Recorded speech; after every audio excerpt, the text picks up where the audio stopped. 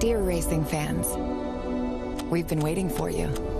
We've been working, prepping, training, putting together thrilling races, new spaces, favorite traditions, and fresh experiences.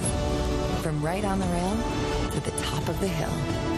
Whether it's your first meet or your 50th, we can't wait to welcome you back this spring. Love, Keeneland.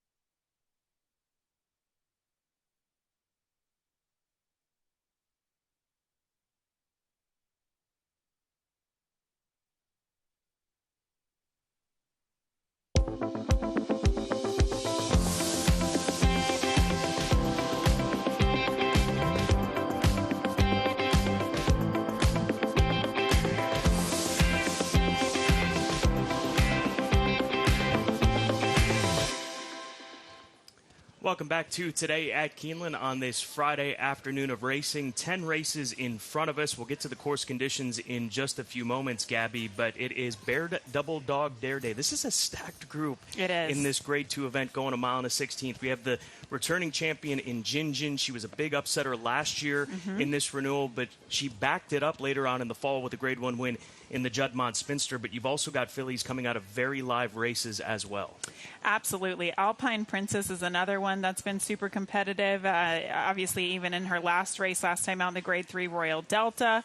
And then you get Running Away, who has a lot of early speed in there as well. There's a lot of fillies that want to be up forward on the engine, and it should be a pretty quick pace going a mile and a 16th. We'll get to that in just a few moments.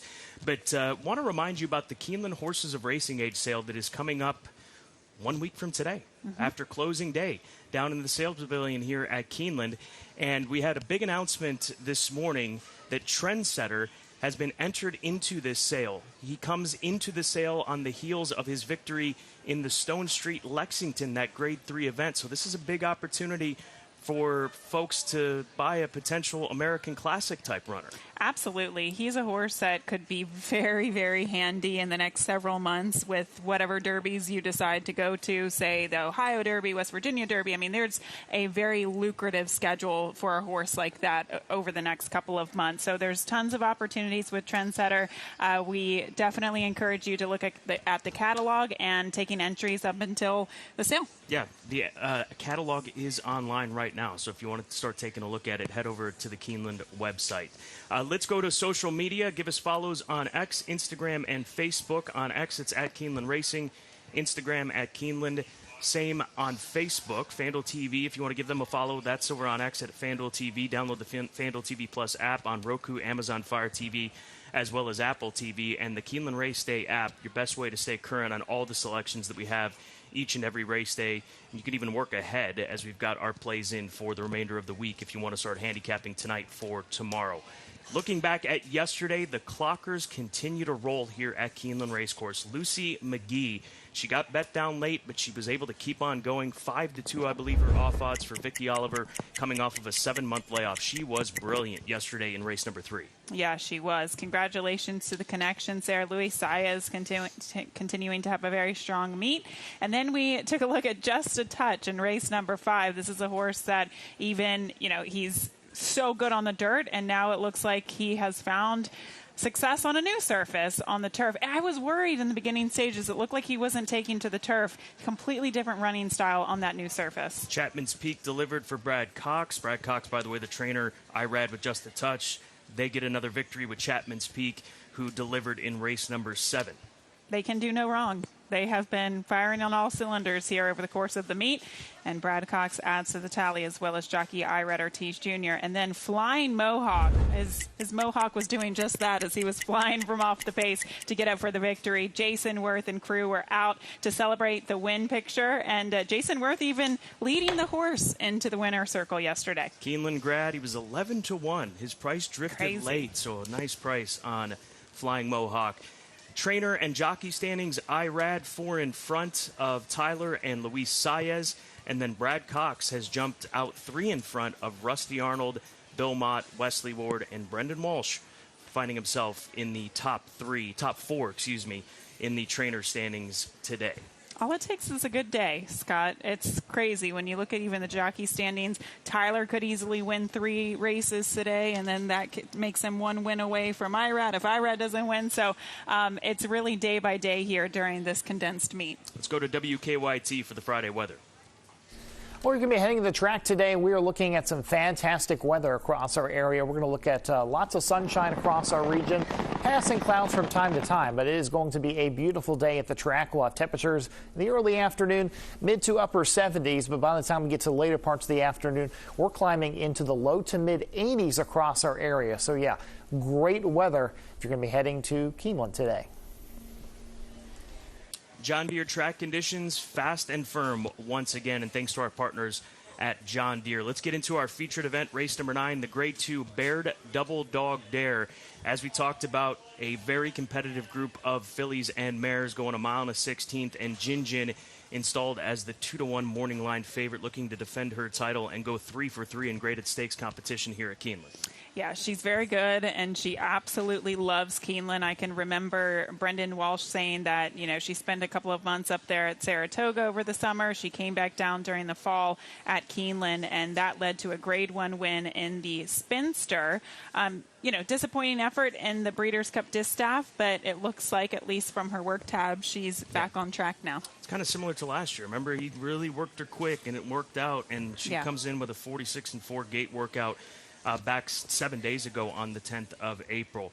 I respect her, no question about it. She's going to be my second selection, but I'll go to the third choice on the morning line, Eunomia for St. Elias Stables, WS Racing, and Turf Express. Safi Joseph Jr. sends this filly out. I may be wrong in putting her ahead of a horse like Alpine Princess because she beat Eunomia in the Grade 3 Royal Delta, at least beat her for second. Claret Beret was the winner of that race, and she would go on and win the Grade 1 Apple Blossom just last weekend.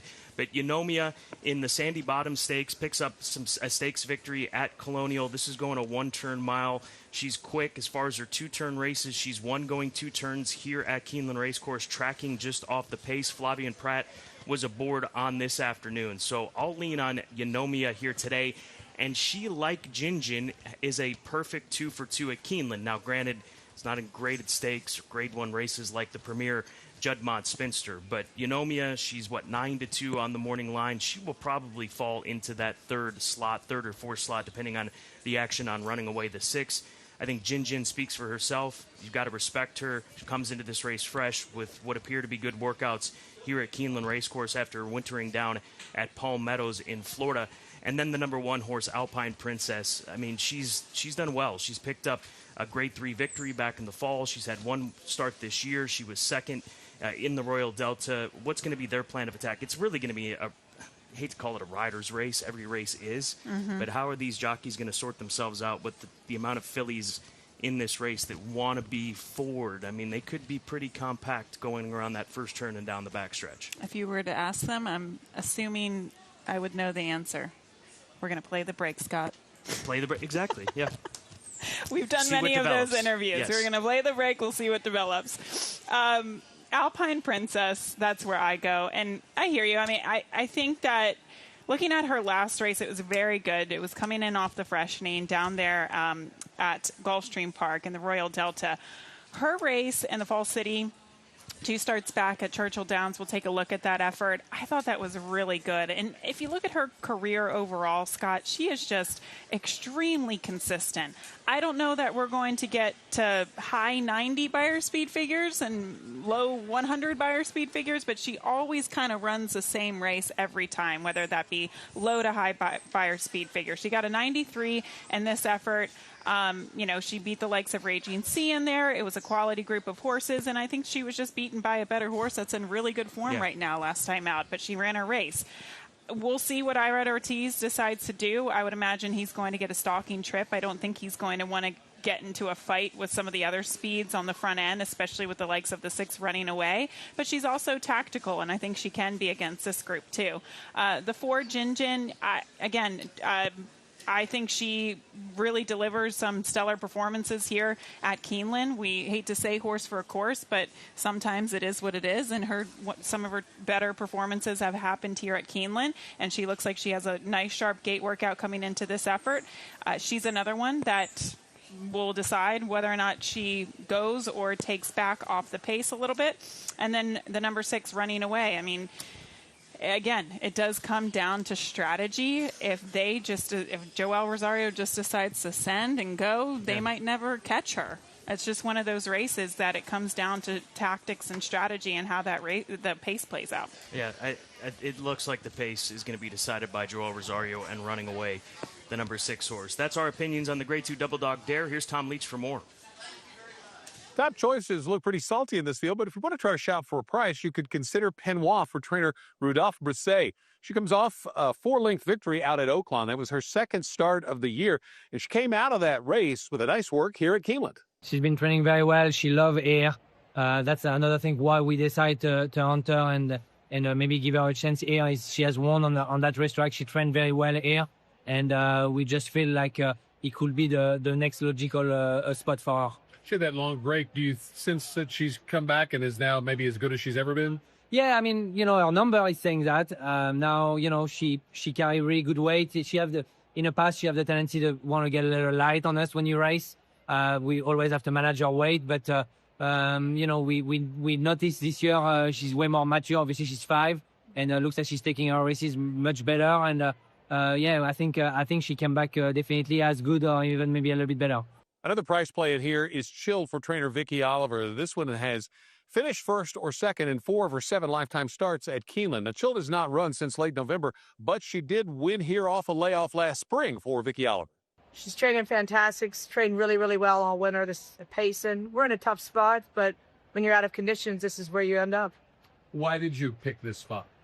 It wasn't really what I picked. I was hoping we were going to have a money allowance on the dirt, but nothing was in the book, and there's nothing at Churchill for her. So we decided to take a shot here. We get to run out of our own barn, and she likes this surface and has always run well on it. So we thought we'd take a shot at it, or at least be stakes placed. Jin Jin won this race last year at 38-1 and is back to give it another try. Gino's the only horse that has won the Double Dog Dare twice, but she didn't do it in consecutive years. Thank you, Tom. Let's get into our key races on the afternoon. We'll start with race number 6, which will begin the late pick 5. And this is a second-level allowance group of runners, $150,000 purse. Some big-time sprinters in this race for a two other than allowance race. Bold Journey 8-5 on the morning line still retains this eligibility, even though he just recently won the Grade 3 Tom Fool up at Aqueduct in upset fashion. It was a field of 5, and he was almost 11-1 on that afternoon. I could go a number of different ways. I do go to Bold Journey because of the fact that Bill Mott's having such a productive meet. You've got Irad aboard. Here's a horse that lays back and closes, and he closed in a big way when they raced without Lasix. This was a victory. Grade 3 Tom Foley's back on Lasix today, but this a strong finish to come from 8 lengths out of it from the early stages and complete 3/4 of a mile in 1:10 and 3. And there he is in the 3 saddle cloth, still with some work to do, but gets it done on this afternoon. He's a 7-year-old gelding who is approaching $1 million in earnings, 8-time winner from 34 starts, so he's in the right spot to succeed. I think Durante, too, is a contender, and he'll get some play, and rightfully so, because he's another 7-year-old gelding who is just a few dollars shy of $1 million in earnings. He adds blinkers today. He's run against Nakatomi, Roll On Big Joe, who's been in tremendous form for Bob Hess Jr., and Tejano Twist, who has been one of those warhorse-type sprinters over the last couple of years. So Durante deserves a lot of respect. And then American Monarch for Bill Mott, another one for Bill Mott. He's not coming out of the type of competition that the horses to the inside are, but here's another veteran. He's 8 years old. He hasn't won in a couple of years, but at least in the top 3, I think that you can consider him with Johnny Velasquez riding, coming in off of a second-place finish at Gulfstream Park just about a month and a half ago. Yeah, that is definitely a tough race, Scott. I'm going to take us a little bit earlier to race number 5, and this race is 5.5 furlongs on the turf course. It also does kick off the $3 Keeneland Turf Pick 3, races 5, 8, and 10 for the sequence today. And I think this race really changed. The pace scenario really changed with the 2 scratches in here. Scratch the 2 Ambitiously and the 9 Longshoreman. With those 2 horses out, pace comes out, because the 2 figured to be forwardly placed. The 9 definitely figured to be forwardly placed. And now with them out, you're kind of searching for that clear-cut pace setter. I do think it goes to the number 10 and 8. This horse has previously been able to show some speed. Last time out, he came off the layoff, and he rated about a length from him off the pace. But they also went 20 and 3 for the opening quarter. We're not going to see fractions similar to that here today. Take a look at this effort. It was on the 8th of March, and like I said, he rated a little bit from off of the pace and then just kind of sustained. I thought this was a good effort for him for sure. And he wound up getting 3rd in this big field, going against 9 others in there, first time off the layoff. But like I said, I think with the scratch of those other 2 horses, maybe he makes the lead now. I think it hurts a horse like the 7 Pivotal Moment, who likes to close from off the pace. You look at the first half of the race, pretty much each and every time he's multiple lengths from off the pace, so he's going to need an honest pace in front of him. I don't know that he gets that. Maybe even the 3 Murdoch. We know Larry Ravelli's MO. He likes speed. I know this horse didn't necessarily show speed last time out, but he's only had 2 starts. It was his first start off a long layoff. It was his first start on the turf. So if he breaks sharp, he could very well go to the lead as well. I would kind of reevaluate this race and probably increase the chances of the 10 and the 3 and decrease the chances of the 7 in here. But it's a good group of horses. Yeah, we'll take a further look at that race a little bit later on in the best angles segment. But let's go to the 10th and final. It's another turf sprint. This for the fillies and mares, 3-year-olds and up, 5.5 furlongs on the firm listed going. This will be our Toyota Super High 5 race. A couple of scratches in here, but still a big field of 11 as the 13 and 14 do draw into this race. And She Wants War is the morning line favorite, 5-2 for trainer Wesley Ward, Averill Racing, and 2-8 Racing. And she's very quick in her own right. But the number 5 horse for Samaya U.S. Stables, Amani's Girl. I think she showed some promise in her debut race at Gulfstream Park. She broke sharp and she battled. The filly that beat her, if memory serves correctly, in this synthetic race was way out in the center of the course, and she was able to hug the rail. And she was beaten ahead down on the inside with this filly being way out. So I think the rider of the other horse did it right, and maybe she was drifting a little bit there in the end. But this filly dug in, a promising effort. She's a half-sister to 4 turf winners. So 5.5 furlongs is going to be the distance here today. I can't imagine that that's going to be an issue for this daughter of McLean's Music, having that race under her belt. So I go to Amani's Music for Irad Ortiz Jr. and trainer Brad Cox. How many times have we said their name as they visit the winner's circle, or at least Kurt Becker has? And then Twirling Claire for Greg Foley. She's run some respectable races in her last couple of starts. 3rd start for the daughter of Twirling Candy on the grass. They've all been on grass as far as turf sprints down at the fairgrounds. And then the number 3 horse, She Wants War, who is the morning line favorite. She's speedy. Can she see out the trip, I think, is the concern with these other fillies going to be putting pressure on her at least at points in this race. But absurdly a competitive group to close out the card. I'm going to take us a little bit earlier to race number 3. And, Scott, I chose this race as a key race. I know it's only a 6-horse field. But you and I both know throughout a card, there are opportunities to go with the favorite and sometimes beat the favorite. And when you get a horse that is 6-5 on the morning line, you try to make a case to go against them. So here's my case. Okay. Listen up. Senza Parole, 6-5 on the morning line for Chad Brown. The connections. I mean, she's a Don Alberto stable homebred. You get Flavian Pratt, you get Chad Brown. All the reasons why this horse is going to be bet down.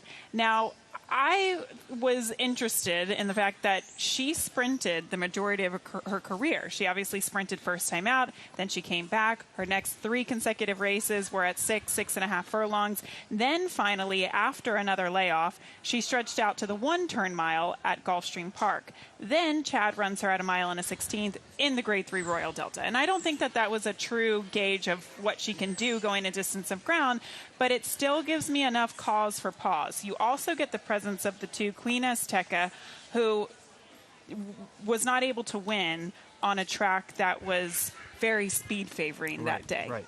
So I can see, or you might be able to see where I'm going here. I think the pace scenario is going to set up for a closer. I don't always say that at 1 1/16 on the main track here.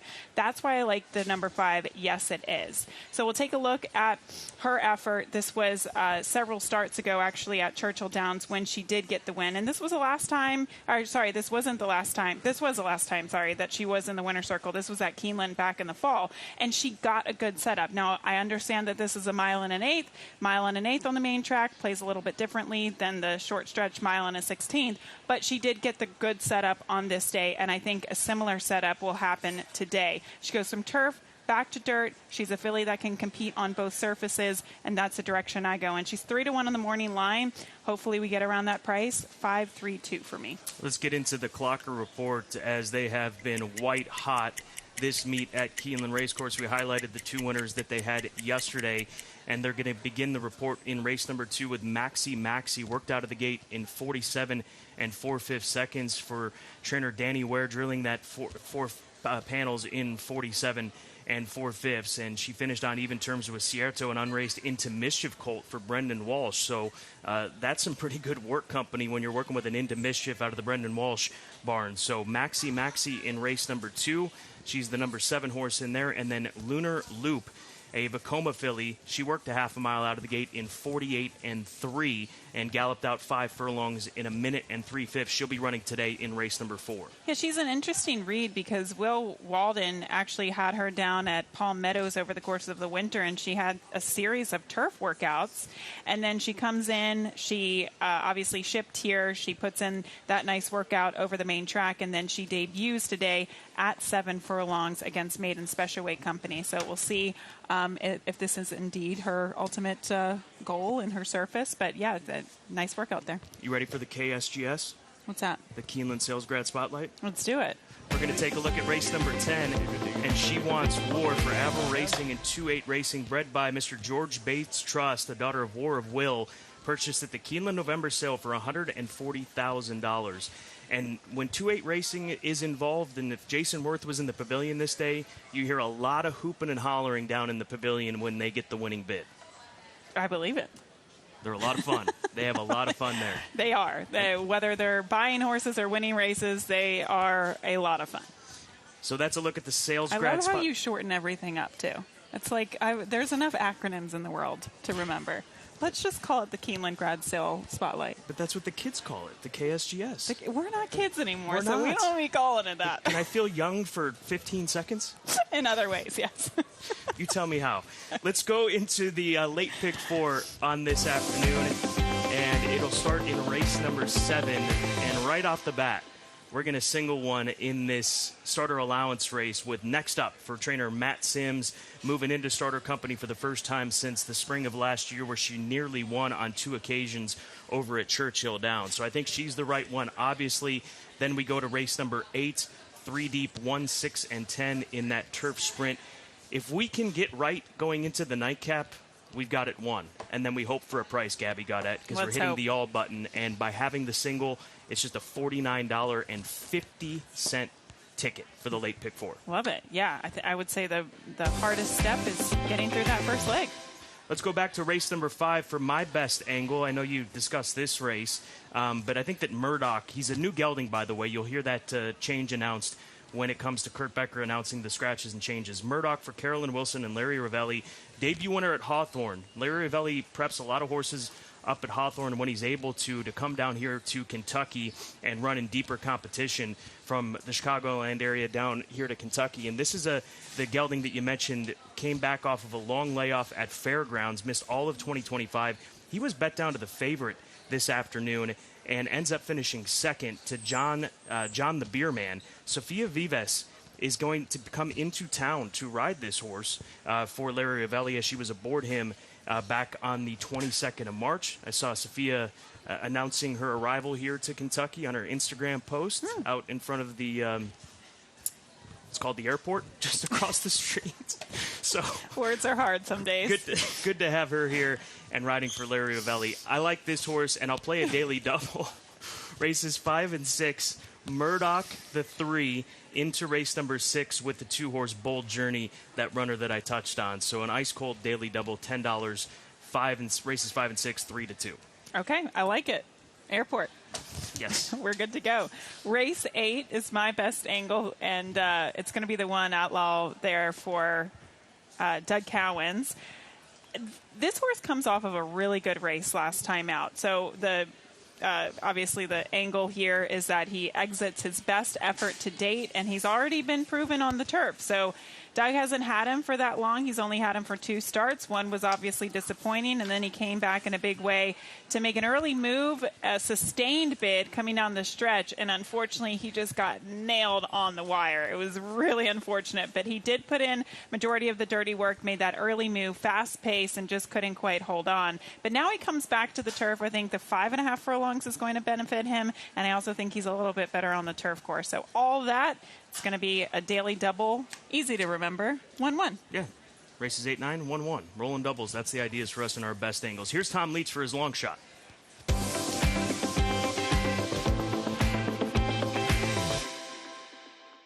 Long shot play today comes up in the second race. It's the 8-horse Endless Glory. Jose Ortiz rode this one in a good debut run last fall, and this is the first time he's ridden this filly since then.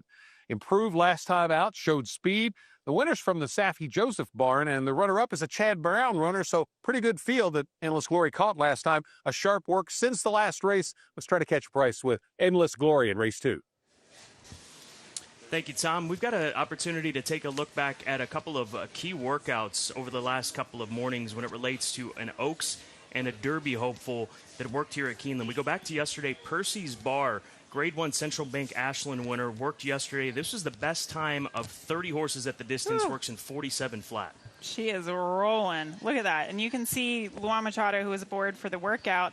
He's kind of trying to keep her a little bit farther out from the rail, because typically when you get horses closer to the rail, they know what to do and they want to go faster. And look, this horse is fit, as you can see. So just want to get a really good workout into her, not go too fast. But she did all of that well within herself, and she looks like she came out of her win here at Keeneland in very good fashion. This is a work with Golden Tempo, who is Derby bound for trainer Cherie DeVoe. And down on the inside, we've seen this horse come from off the pace in his races. He won the Lecomte coming from way, way out of it, so he's comfortable being down on the inside and splitting horses, and he got a 47 flat workout as well in company. So Golden Tempo, he's one of those horses that I think will probably be in the 15 to 20 to 1 range, even though he's been pretty solid over the course of the Derby Trail down in New Orleans, Louisiana for Cherie. Yeah, and people are kind of chatting about the likely pace scenario in the Derby this year, and you probably have like 2 horses that could supply that pace, but all you need is 2. I think some people are thinking that it could be a slow pace. There's usually never a slow pace in the Derby, and all you need is 2 to tango there. So, he is a horse that I think he's learning. He needs time to get going, but I mean, he's super talented, and that work was really sharp. Yeah, if he gets a setup, which he does, and he can navigate and down on the inside, all the things, good things for Golden Tempo, who's going to be a good price come the first Saturday in May. So a big day ahead, 10 races on this Friday card here at Keeneland Racecourse, highlighted by the Baird Double Dog Dare. For Gabby, I'm Scott. Enjoy today at Keeneland.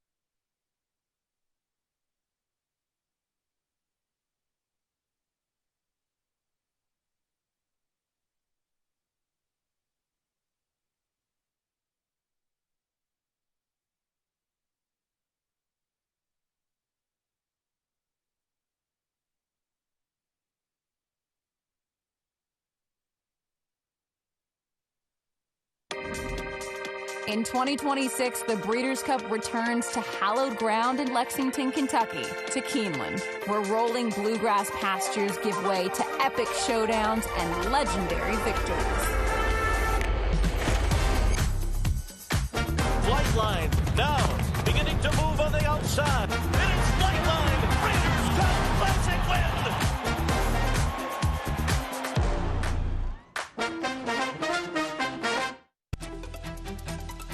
It's a perfectly timed sale. When you're racing in a place like Keeneland, it gets everybody's adrenaline pumping, and then to be able to transfer that adrenaline right down into the sales environment. Sales a great addition, I think, to the end of the meet. Everyone's want to participate, so it's fun to pick up a horse. It's a great sale to find a horse with potential. Got to see them on the track and see how they perform. Really kicking off Derby week. Welcome you to the April Selected Horses of Racing Age sale. Good to have you back with us. There's a reason why Toyota is America's best-selling retail brand. It's the quality, dependability, and reliability that you expect from Toyota. And that starts right here in the USA, where Toyota has invested over $49 billion into 11 different manufacturing plants, including the newest one, a battery plant for its electric and hybrid vehicles. There are now 13 different Toyotas built in the USA, with more on the way. America drives Toyota. Let's go places. Dear racing fans, we've been waiting for you. We've been working, prepping, training, putting together thrilling races, new spaces, favorite traditions, and fresh experiences. From right on the rail to the top of the hill. Whether it's your first meet or your 50th, we can't wait to welcome you back this spring. Love, Keeneland.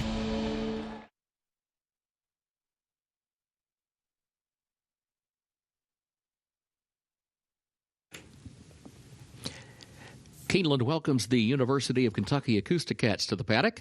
The Acousticats are a select a cappella ensemble of 18 voices for the men's chorus.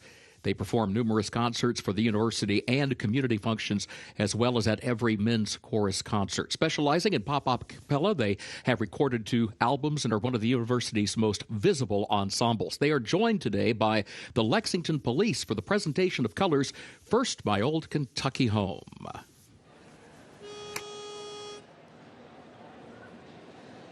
The sun shines bright on my old Kentucky home. 'Tis summer, the people are gay. The corn tops ripe and the meadows in the bloom, while the birds make music all the day. The young folks roll on the little cabin floor, all merry, all happy and bright. By and by, hard times comes a knocking at the door. Then my old Kentucky, oh, good night. Oh, weep no more, my lady, oh, weep no more today. We will sing one song for my old Kentucky home, for my old Kentucky home, for my old Kentucky home, for my old Kentucky home, far away, far away, far away.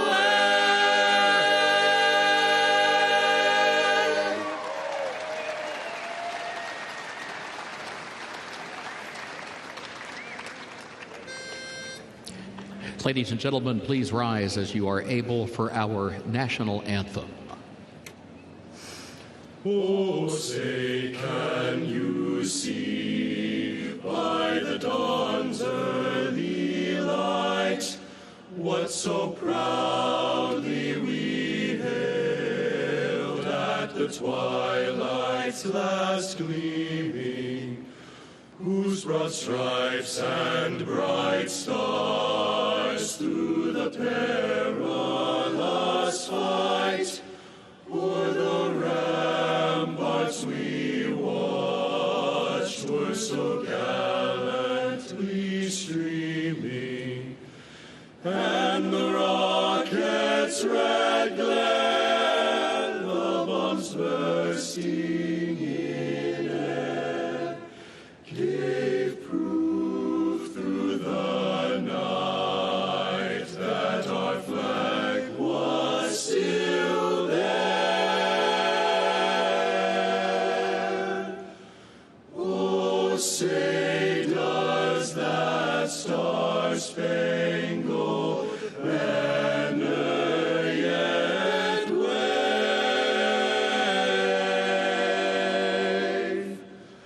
o'er the land of the free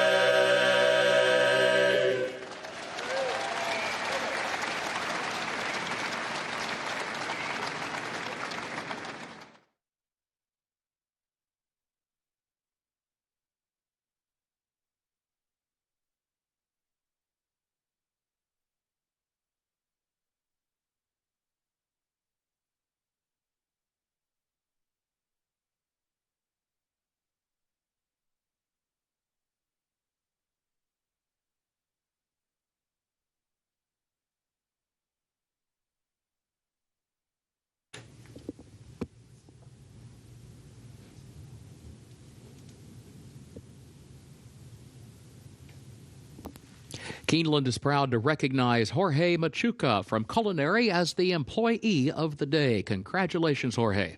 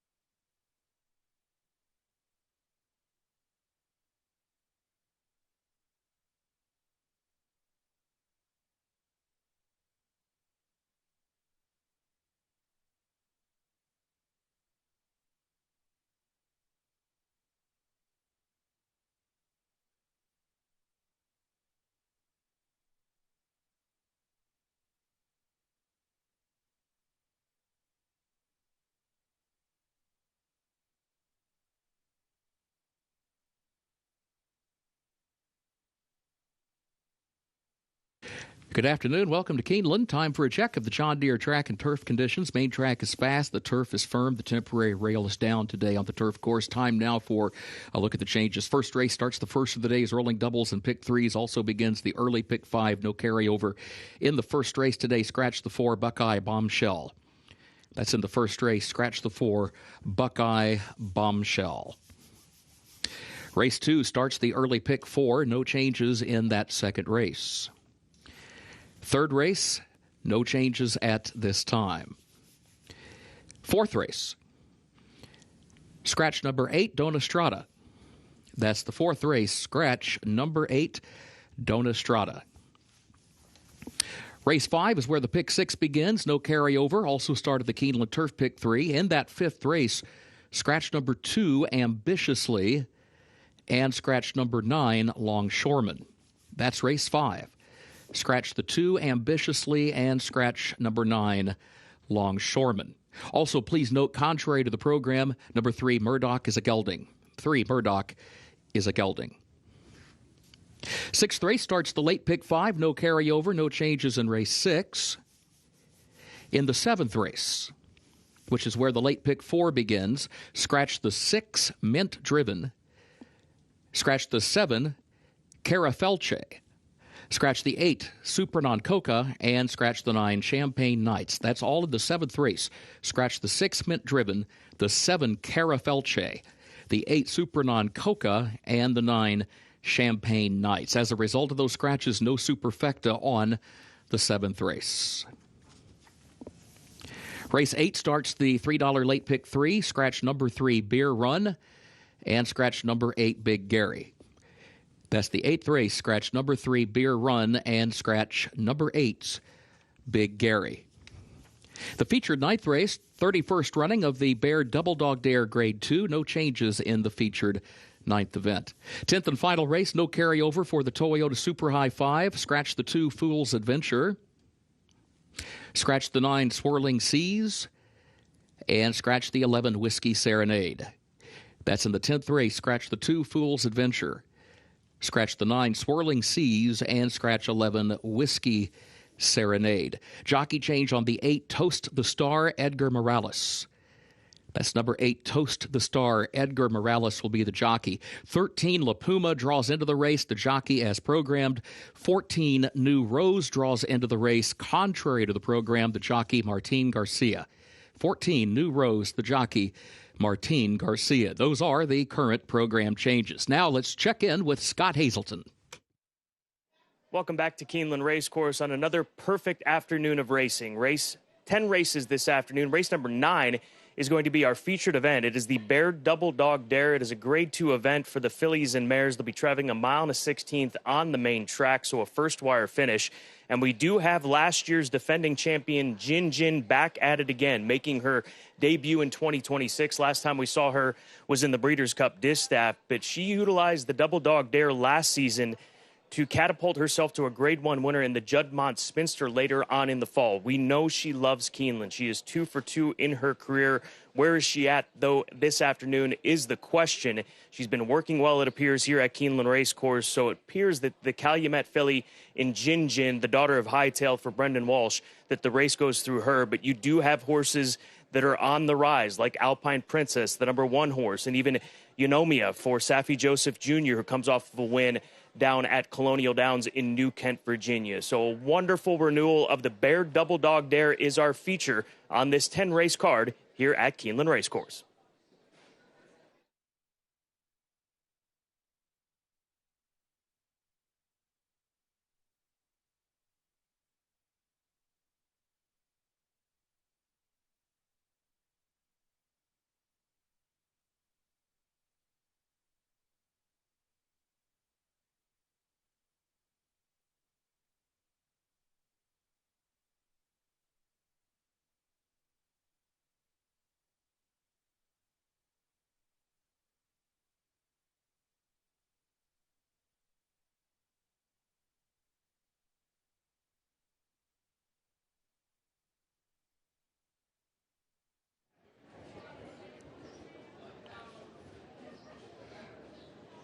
Really nice Friday crowd here at Keeneland as we roll into the weekend. Good afternoon to all. Good luck on your wagers today. Our first race is a maiden claiming event. The claiming tag is $50,000. Fillies and mares 3 and up, and they'll go 1 mile and a 16th.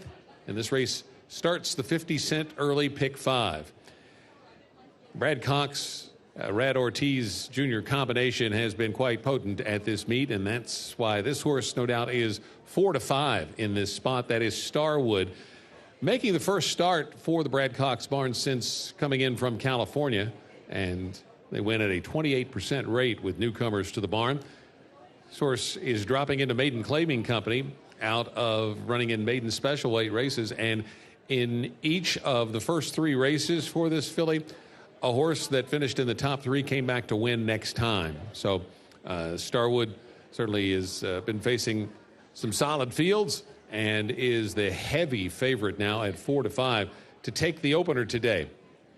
Second race is Olympic Star, and Olympic Star moved up for me with the scratch of Buckeye Bombshell, who had originally had picked second. Olympic Star, the question here for trainer Lindsay Schultz, is the stretch out.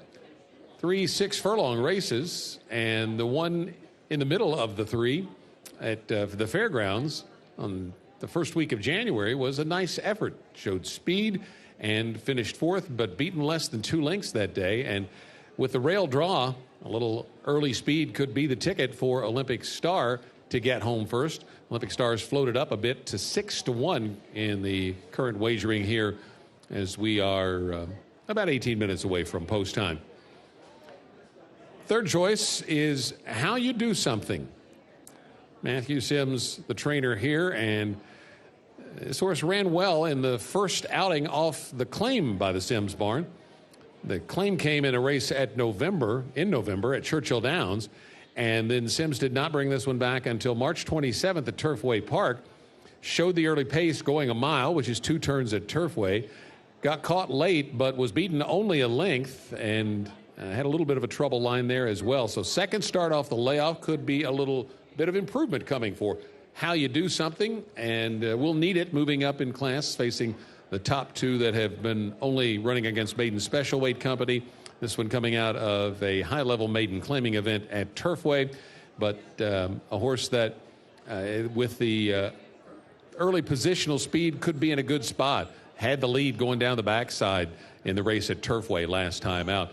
Currently, How You Do Something is at 8 to 1, so has floated up a little bit as well.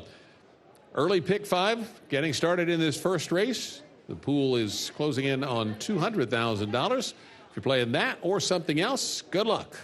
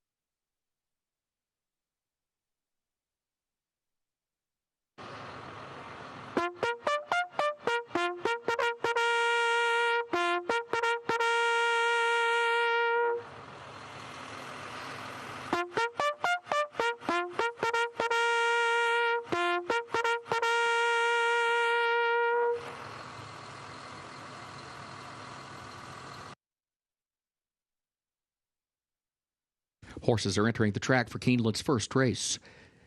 First of the day is rolling doubles and pick threes and start of the early pick five. The main track is fast. The turf is firm today. First race, mile and a 16th on the fast main track race, will finish in the short stretch of the first wire. Maiden claiming race fillies and mares 3 and up. The price $50,000. Scratch the 4, Buckeye Bombshell. Post time 6 minutes.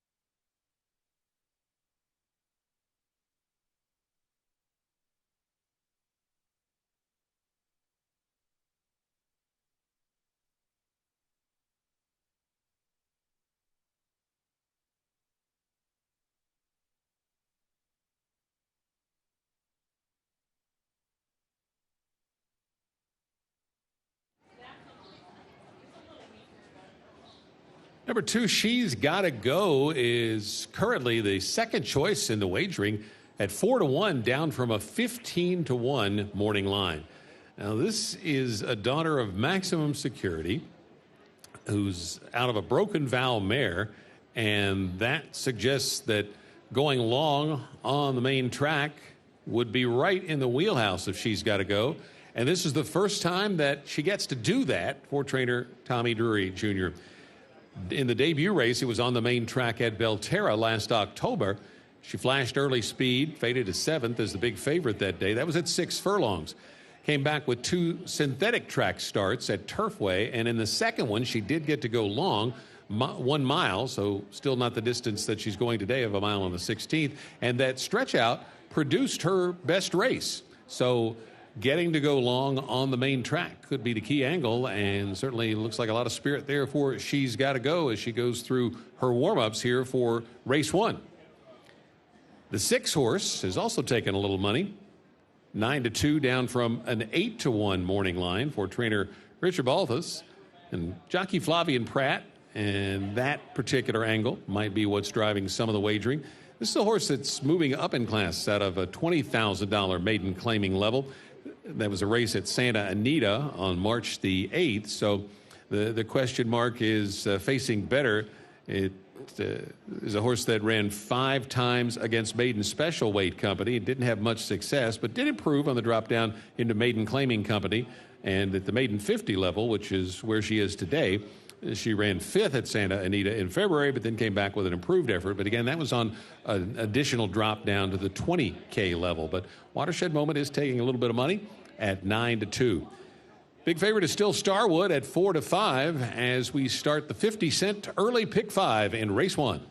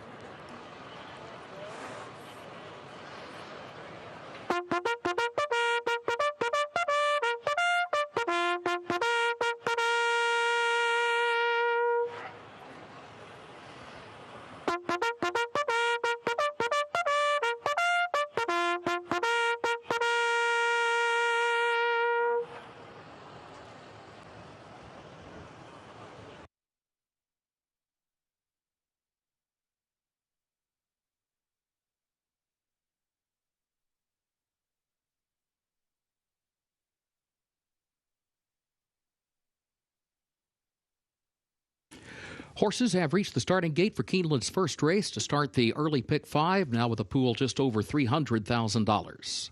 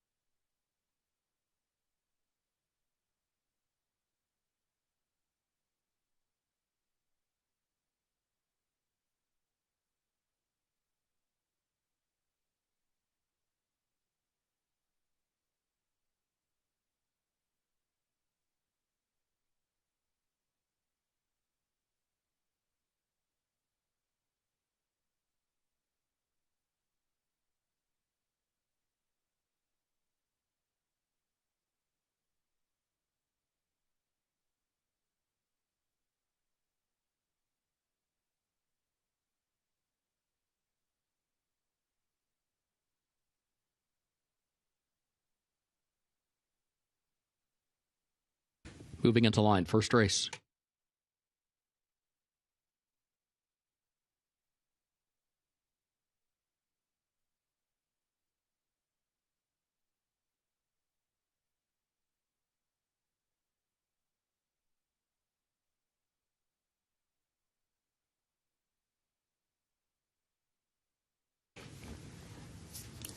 First wire finish, Olympic Star, the first to come forward. And then She's Gotta Go.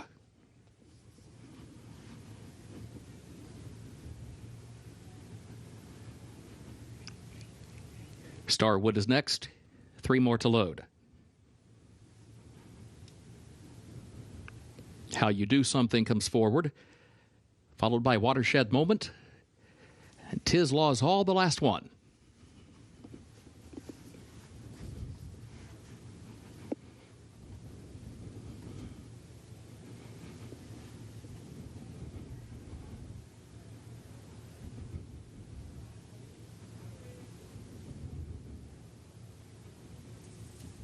Last one walks up.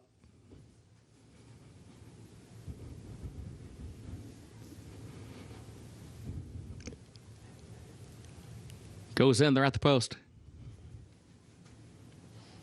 And they're off. There's Olympic Star from the inside and Watershed Moment from the outside, and How You Do Something between that pair. Olympic Star from that inside starting spot hugs the rail all the way down into the first turn and has a narrow lead. Watershed Moment, though, races up to the outside. Watershed Moment up to take the lead by just a neck. Olympic Star goes second at a gap of 4 more lengths to How You Do Something outward from the rail in third position to move up around She's Gotta Go, who's fourth down toward the inside. Another length and a half back to Starwood next to last, and Tiz Laws Hall is the trailer. 23.14 seconds the time for the opening quarter. Watershed Moment leads the field onto the backstretch by a length and a half. It is tracked by Olympic Star and second by just over 3. She's Gotta Go is now third against the rail, 3/4 of a length. Midpoint of the backstretch, How You Do Something is fourth toward her outside by just a length. Starwood is next at a gap of over 5 more lengths back to Tiz Laws Hall. 47.41 seconds for the first half mile. Watershed Moment with a 5-length lead. Now it's out to 6 to the far turn. She's Gotta Go is doing just that. Moves up the inside into the second position. Starwood takes to the outside, goes to third. Olympic Star drops back in fourth. How You Do Something is fifth as they move midway on the final turn. And further back, Tiz Laws Hall is the trailer, but Watershed Moment is still on top. But here comes Starwood, now within 4 lengths of the lead. They are at the quarter pole. She's Gotta Go is third toward the inside. A dozen lengths more to the rest. Top of the short stretch. Starwood is taking aim on the outside and comes after Watershed Moment. Here is Starwood to the outside. She's Gotta Go is still third, and Starwood's up to take the lead as they move into the final furlong. Watershed Moment second by 3, and then further back, She's Gotta Go was third. Starwood is kicking on for the finish past the 16th pole. Starwood a widening 5-length lead. 6-7 it is all Starwood. Irad Ortiz Jr. Starwood to win the opener at Keeneland. Watershed Moment home second. She's Gotta Go third. Olympic Star fourth.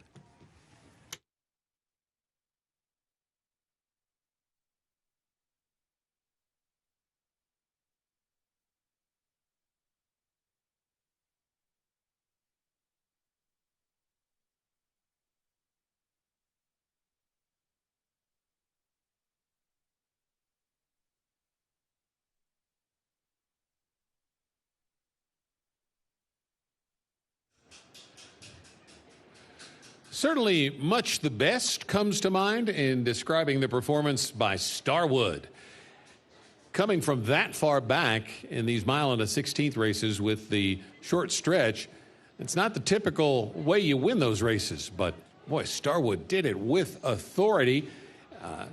Irad Ortiz Jr. is supremely confident early on and eased this one up down the backside, and then she just exploded going into the far turn and through the stretch. Another one for the meet's leaders, trainer Brad Cox and jockey Irad Ortiz Jr. Congratulations to the connections of the winner of race 1, starting the early pick 5 at 1-2, Starwood.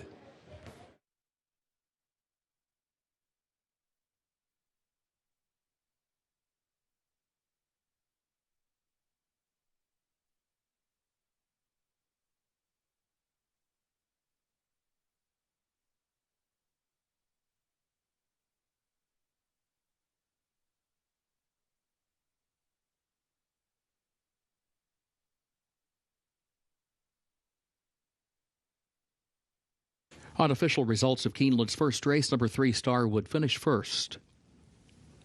Number 6, Watershed Moment, second. Number 2, She's Gotta Go, third.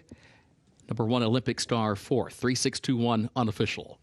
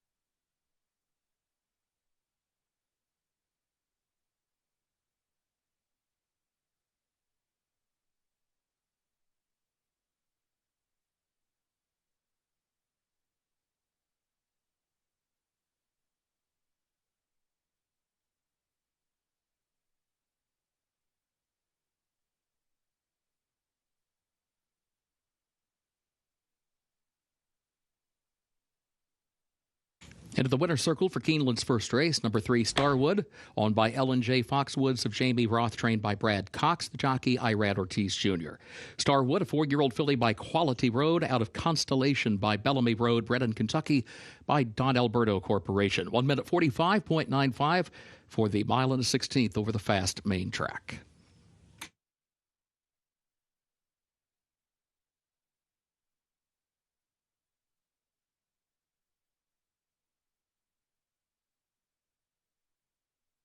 First race results official, 3-6-2-1, the official results.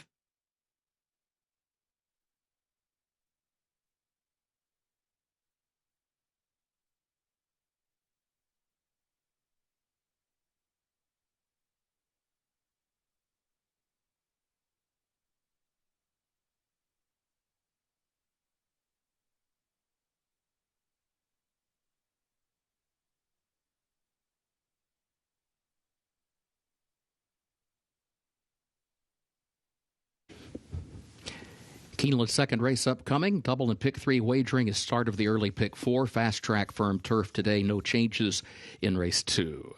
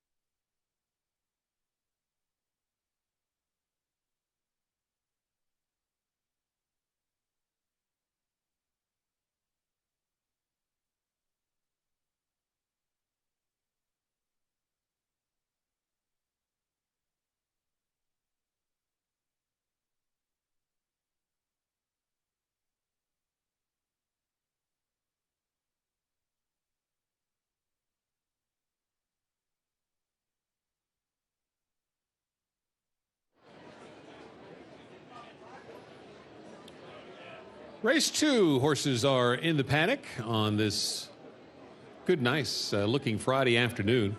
And fast and firm are the conditions. Going for a little bit of a price here with our long shot play of the day, the 8 Endless Glory, currently at 11 to 1. This horse caught some tough company last time out. That was a race at Tampa at this 7 furlong distance, set the early pace and ended up finishing 4th, but the winner was from the Saffie Joseph barn. The runner-up was from the Chad Brown barn. So probably a nice group there for this filly by Nyquist to have taken on at the race in Tampa. That surface can certainly get horses fit for the ship up to Kentucky in the spring. This horse ran pretty well here in Kentucky last fall. First time out, and Churchill Downs was beaten just a length and a half while finishing second in a restricted maiden company, which is what this is here, and then followed that up with a 4th place effort at Keeneland at the 4.5 furlong distance. Now, came from well off the pace in both of those starts, but that last race with the early speed that this one showed could be very helpful in this spot for jockey Jose Ortiz and trainer Kevin Rice. This race 7 furlongs. It's for maiden 3-year-olds, and it's restricted maiden race in that the horses have to have sold or RNA'd for $65,000 or less in their most recent auction. Second choice, the current second choice in the wagering, is Horsing Around for the aforementioned Saffie Joseph. This horse comes out of a race at Gulfstream, her first on the main track, and it was at 7 furlongs, and she was up close to the early pace, faded to finish 3rd, beaten just under 6 lengths that day. So second start, Tyler Gaffleone's been riding really well this week and late last week. So he has them out on Horsing Around, currently at 5 to 2 for her 4th lifetime start. Has finished second once and 3rd once in the previous 3 outings. 3 horse is a first-time starter from the barn of trainer Will Walden. That is Starship Godiva.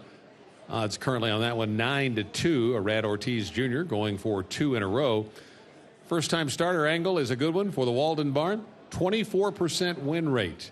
Now this is a filly by Tappet out of a Verrazano mare. Would suggest that 2 turns would probably be where she'd most like to be. But for the first start, 7 furlongs can be a tough ask, but this one is certainly bred to have the ability to handle something like 7 furlongs, and has a couple of local works here on the Keeneland main track to get this one ready. So 8, 2, and 3 for me, looking for a long shot as we start the early pick 4 in race 2 here at Keeneland. Good luck.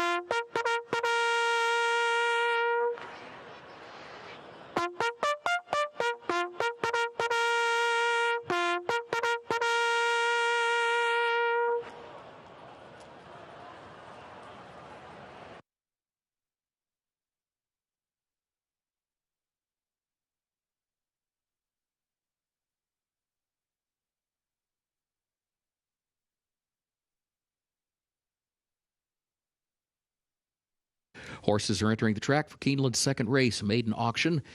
Maiden fillies 3 years of age, horses that sold or were reserved not attained for $65,000 or less in their most recent auction. 7 furlongs, fast main track, double pick 3, early pick 4, no changes in race 2. Fast track, firm turf, post time in 5 minutes.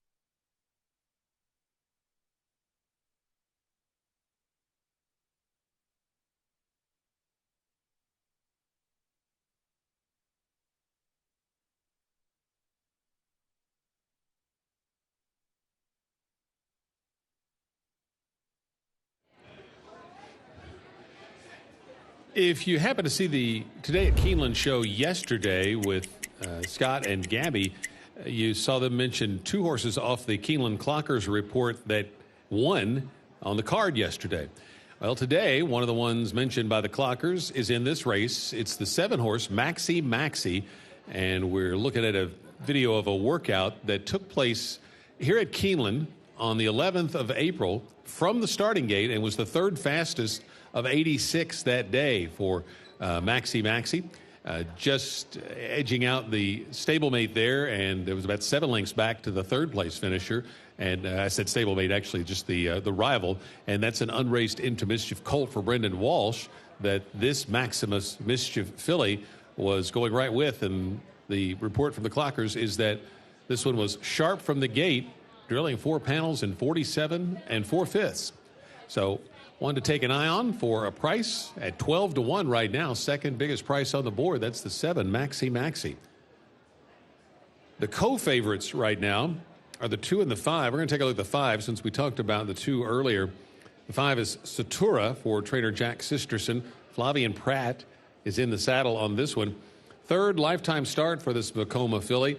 First time out on the main track. Showed good speed early, opened up a 2-length lead. Got caught in the stretch, finished 2nd, beaten a little more than 5 lengths that day. That was on Valentine's Day at Tampa. Came back about a month later and ran on the turf course at Tampa and finished well there. 2nd, coming from off the pace that day. So early speed first time, a little off the pace in the 2nd start. This is a bit of a stretch out to 7 furlongs off a 5 furlong race last time. So probably would expect to see Satura up close to the early pace for Flavian Pratt. Currently at 5 to 2, as Horsing Around has dropped down to the 2 to 1 favorite now. Good luck.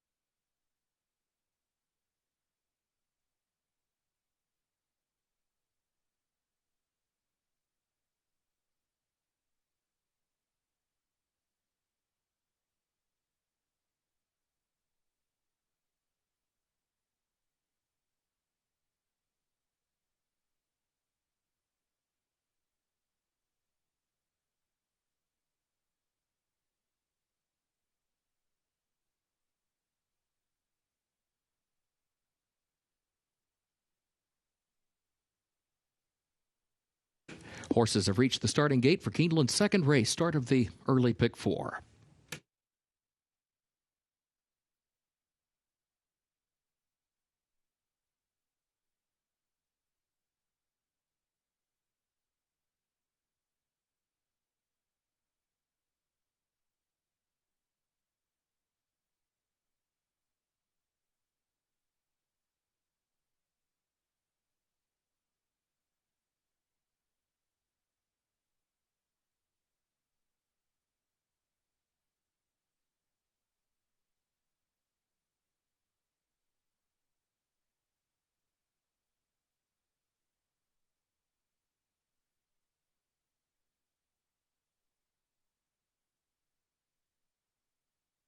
Moving into line, race 2.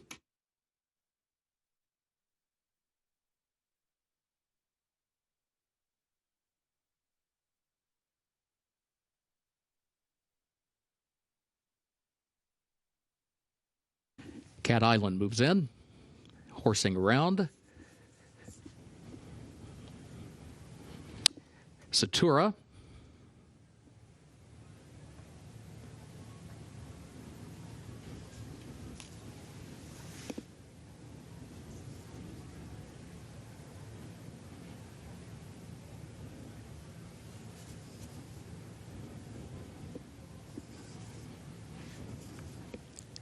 Nakareza walks up. Starship Godiva. Maxi into line. Smoking Hot Stuff. Endless Glory will be the last one. Last one walks up. Goes in, they're at the post. They're off. Poor beginning for Nakareza, who broke in the air at his absolute last for the move on to the backstretch. Satura's away for the early lead, and Endless Glory is there up on the outside. Smoking Hot Stuff is away running third between horses. Horsing around fourth to the inside. Maxi fifth toward the outside, about 3 lengths off the early lead. Starship Godiva, a lane off the rail as they head for the far turn. Travels along in the 6th position. Has company Cat Island there to the inside. Nakareza tries to catch up after that poor start. 23.29 was the time for the opening quarter. Smoking Hot Stuff from the outside puts ahead in front. Satura goes second by a length. Endless Glory third, a half length. Just outside of horsing around in fourth. Maxi, then Starship Godiva, who angles wide at the midpoint of the far turn, picks up 3 positions in the blink of an eye, keeps on moving to the far outside, coming after Smoking Hot Stuff, who's got the lead as they work toward the top of the stretch. Starship Godiva, Endless Glory is in between that pair. Maxi still a half dozen lengths away, along with Satura. They turn for home. Starship Godiva outside of Endless Glory, Smoking Hot Stuff, and then Satura, who's going to try to put in a run down toward the rail, still 4 lengths off the lead. Starship Godiva has the lead. Satura up the inside to second. These two moving by the 8th pole. Starship Godiva leads a length and a half. Satura's second, and a gap of 5 more lengths back to the rest. 16th pole for Starship Godiva. Starship Godiva, Irad Ortiz Jr. aboard Starship Godiva to win it. Satura home second, Smoking Hot Stuff third, and Maxi fourth.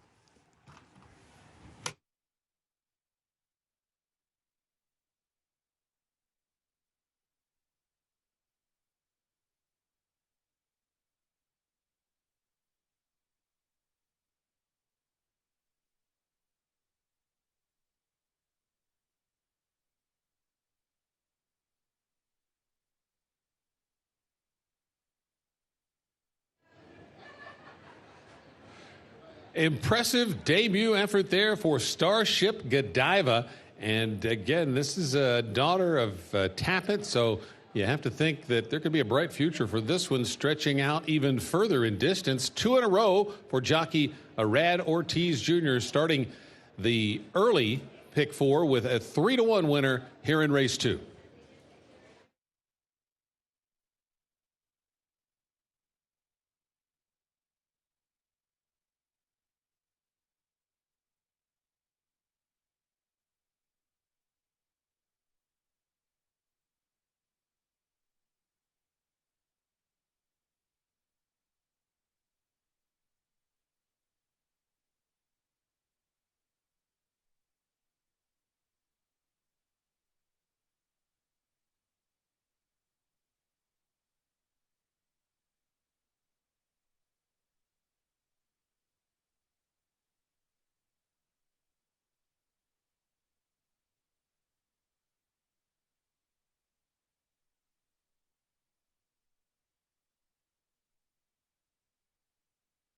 Unofficial results of Keeneland's second race, number 3, Starship Godiva first.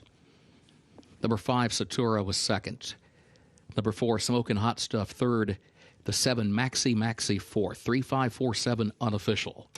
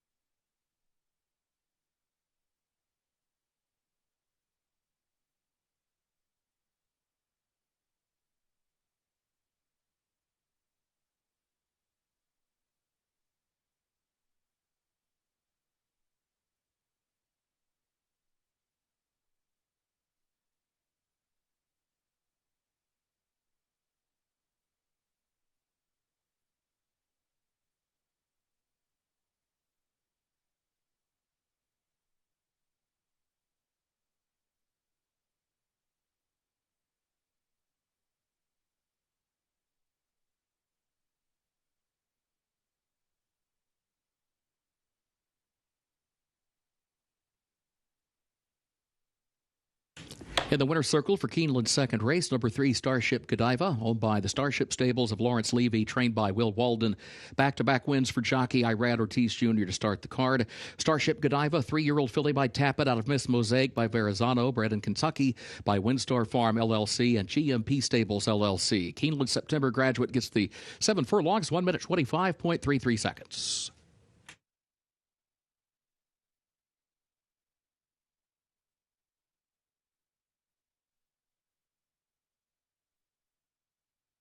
Second race results official.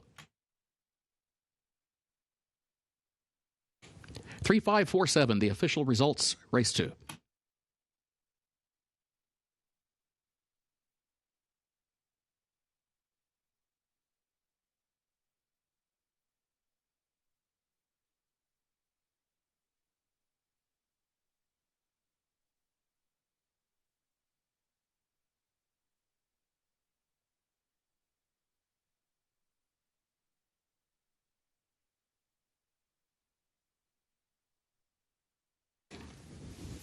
Keeneland's third race upcoming, double and pick 3 wagering featured here. The main track is fast. Race 3 finishes in the short stretch at the first wire. No changes in this third event.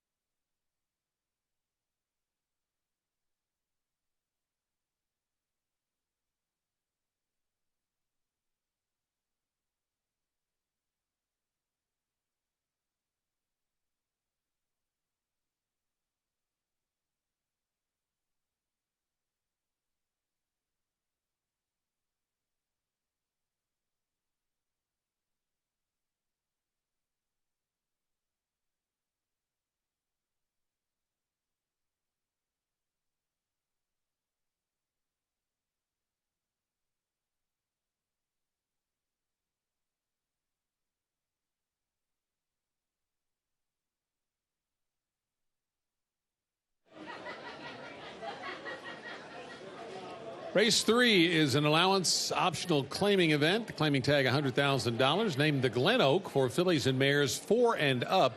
They'll go 1 mile and a 16th on the Keeneland main track. My top pick was the 3, Senza Parole, for trainer Chad Brown. Don't know what happened last time. She did have some trouble at the start of that race, and maybe that's what it was. But the 2 previous efforts were both wins, and one at Aqueduct in mid-November, then the next one in mid-January at Gulfstream, and that was a victory by more than 7 lengths. So Senza Parole was in great form before whatever happened last time out. And that was the first time going around 2 turns, but you would think it was more. There was more to it than that, and so maybe just draw a line through that one with the trouble at the start. And if Senza Parole improves on the stretch out of what she did in the previous race, she'll be awfully tough to handle in here. Currently, the 2-1 co-favorite. Queen Azteca was my second choice.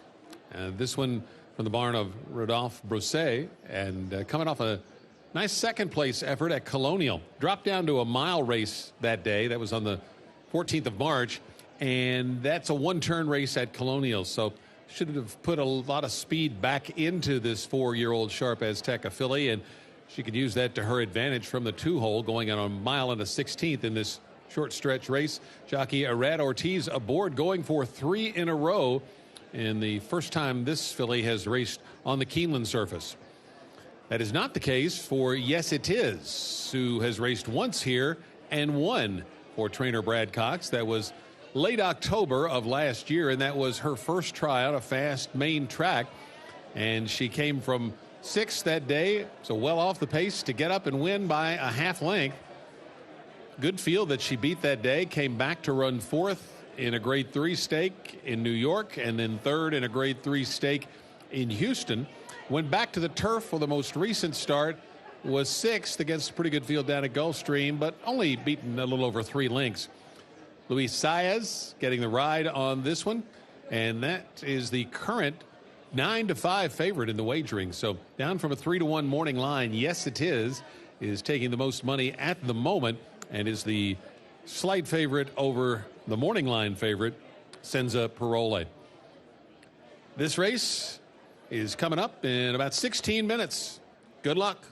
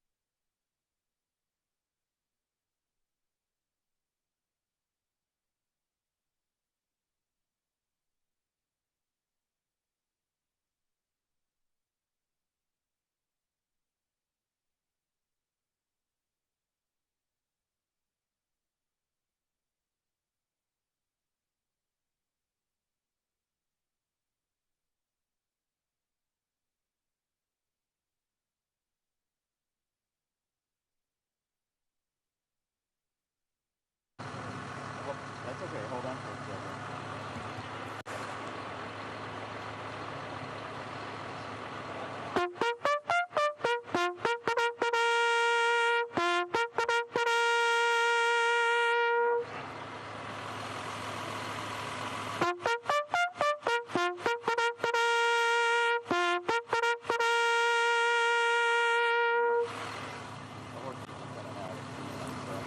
Horses are entering the track for Keeneland's third race, the Glen Oak.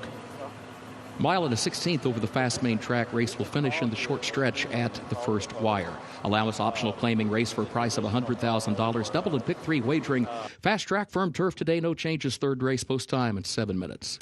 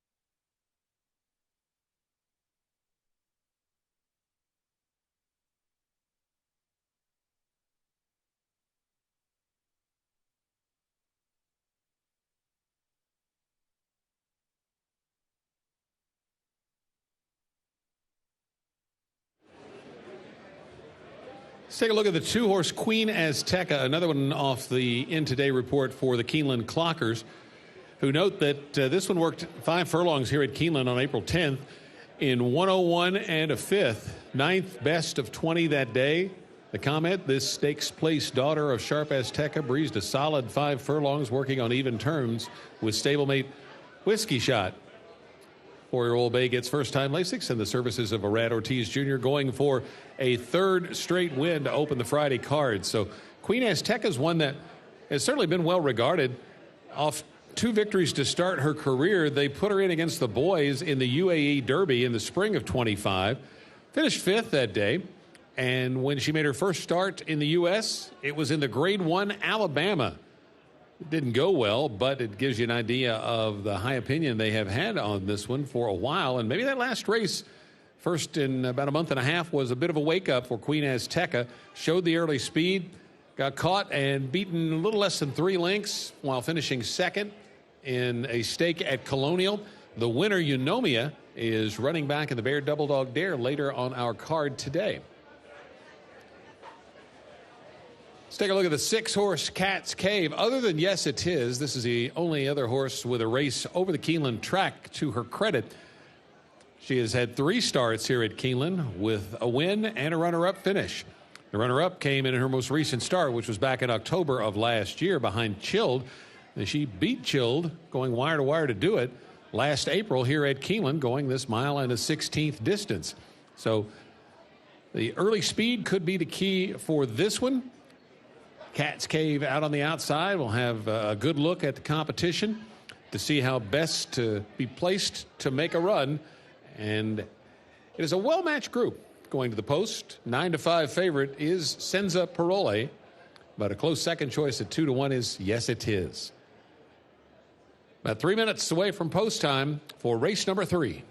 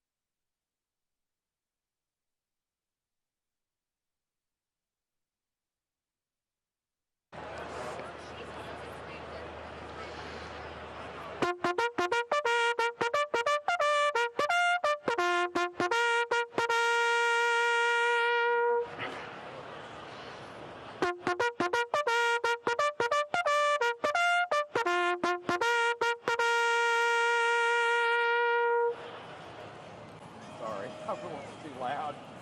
That's called assembly. Yeah, people really like that one. People kind of bounce around to it when they hear it. So yeah, that's a fun one. And then here at Keeneland, I get to play Happy Birthday for people, and I play songs for the kids in between races. So I'm really blessed to get to do what I do. Horses have reached the starting gate for Keeneland's third race, the Glen Oak.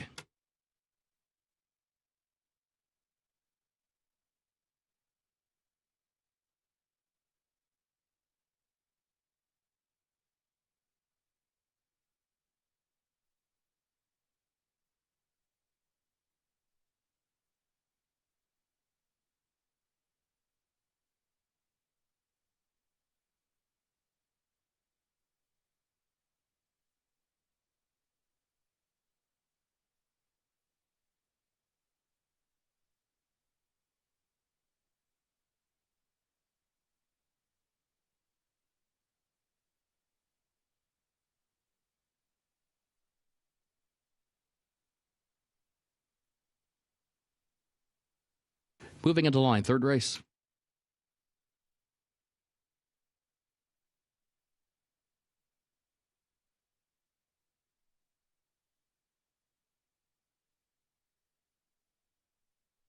Table Flirt comes forward. And now Queen Azteca. Senza Parole.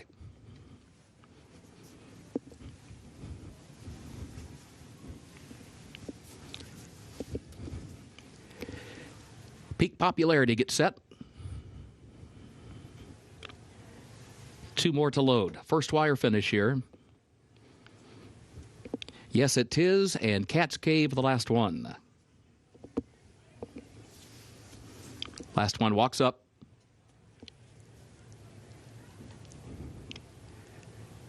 Goes in, they're at the post. And they're off.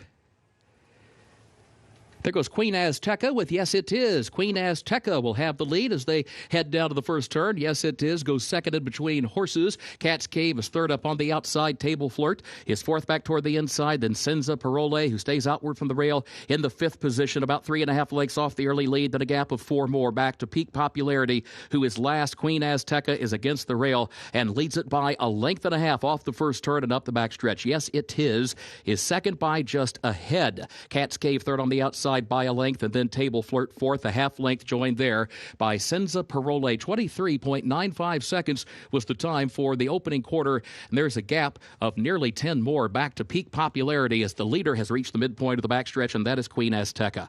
Queen Azteca on top, 1.5 lengths. Yes It Is second by a head. Cat's Cave still there to the outside. Table Flirt looking for some running room, trying to find it at a tight spot down toward the rail in fourth, 1.5 lengths off the lead, still flanked by Senza Parole. And Peak Popularity, the distant trailer, 47.42 seconds, the time for the first half mile. Queen Azteca guides the field around the final turn by a length. Yes It Is goes second by just a length. Cat's Cave third, Table Flirt fourth to the inside, 1/4 mile to go to the top of the lane. Senza Parole is wide, still in the fifth position, still 5 from the front, top of the short stretch here. Queen Azteca is the leader. Yes It Is, Senza Parole to the outside, and Table Flirt fourth back toward the inside, working into the final furlong. Yes It Is, Senza Parole trying to track down Queen Azteca, who still got the lead, just over a 16th to go. Into the final 16th, Queen Azteca chased all the way by Senza Parole. Queen Azteca leads 1.5 lengths. Senza Parole second. Queen Azteca wins it. Senza Parole was home second, and then Yes It Is was third, followed by Table Flirt in fourth.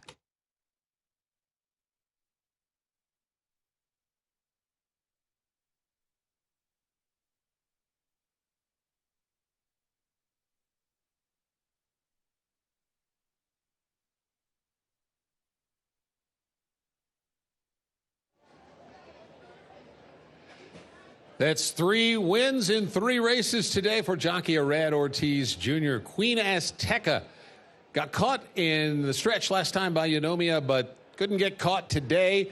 Queen Azteca scoring her 5th lifetime victory from 15 starts. Kudos to what the Keeneland Clockers picked up and watching how well this one worked. Hopefully you picked up on that as well and cashed at 7-2 on Queen Azteca in race number 3.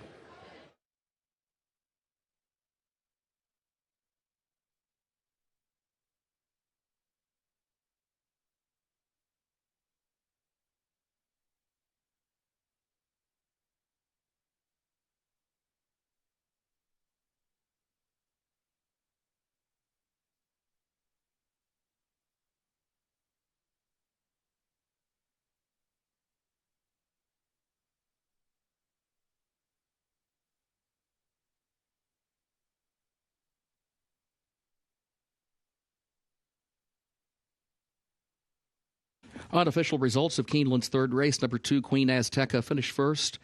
Number 3, Senza Parole, second. The 5, Yes It Is, was third. And the 1, Table Flirt, fourth. 2, 3, 5, 1, unofficial.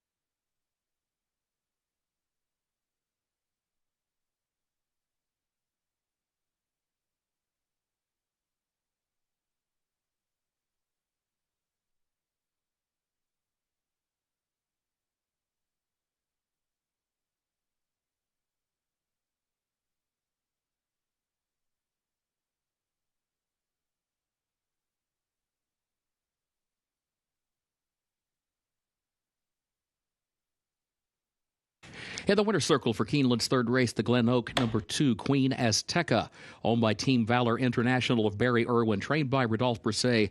3 straight wins for Irad Ortiz Jr. to open the card. Queen Azteca, 4-year-old filly by Sharp Azteca, out of Princessa Helena by Palace Malice, bred in Kentucky by Three Chimneys Farm, LLC. Keeneland September graduate gets the mile at a 16th in 1 minute 45.18 seconds over the fast main track.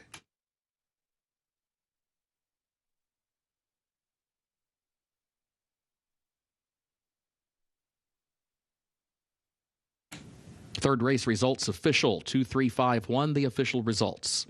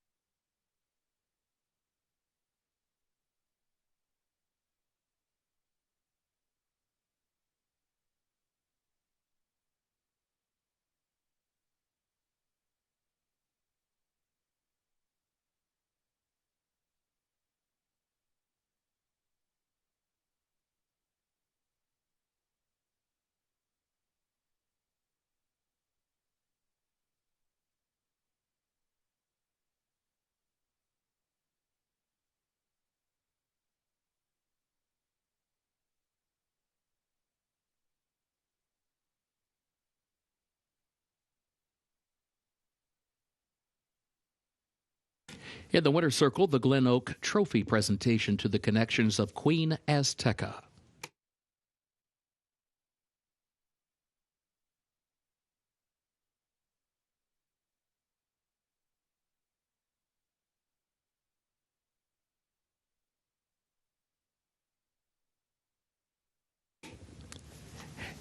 Keeneland's fourth race upcoming, double and pick 3 wagering. Main track is fast, the turf firm today, and the fourth race, scratch the 8, Dona Strada. Fourth race, scratch the 8, Dona Strada.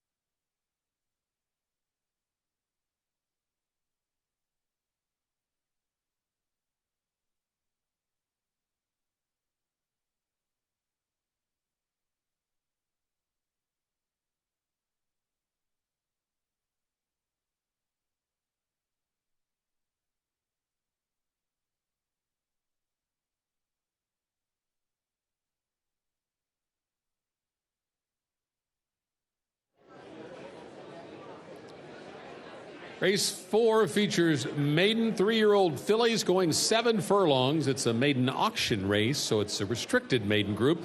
These are horses that sold or had an RNA for $65,000 or less at their most recent auction. I took a shot with a 7 in here who's taking some money. That's Weedamoo for trainer Todd Pletcher. Down to 3-1 from a 6-1 morning line. Weedamoo was well bet first time out. That was on March the 1st at Gulfstream. Just a little over 2-1 that day. And she finished 5th after showing some early speed, but had some trouble at the break and then got a wide trip. So that may have contributed to the final outcome for Weedamoo.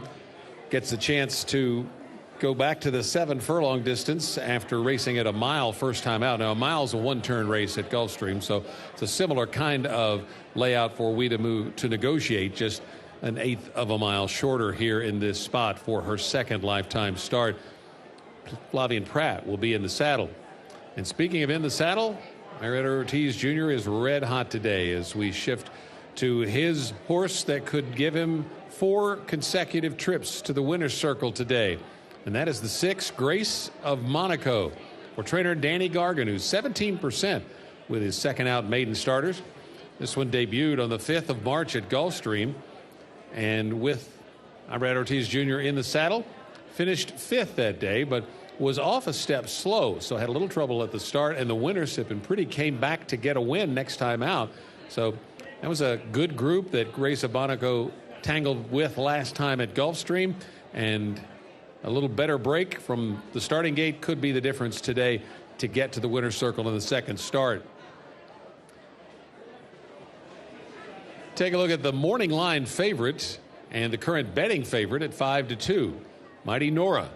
Mighty Nora was 2-1 on the morning line, so up just a tick as she is basking in the bright Keeneland sunshine on this Friday. Third start off the layoff for this Dallas Stewart trainee. This one came back on February the 19th at Oaklawn. A good second there, going 6 furlongs. It was maiden optional claiming company. Stepped up into a maiden special weight company for the next start at Oaklawn. It was third, beaten just 2 lengths. Now, if you look back to October of last year, this horse ran well on this track. Was second to a next out winner, beaten a little over 4 lengths in maiden restricted company. A similar kind of race that she is in here. So this daughter of Global Campaign has shown an affinity for the Keeneland track, and that could serve her well in a race where there is no overwhelming favorite right now. Still 5-2. The price on our morning line favorite, Mighty Nora, the betting favorite right now as we come up to post time in about 15 minutes for race number 4 at Keeneland. Good luck.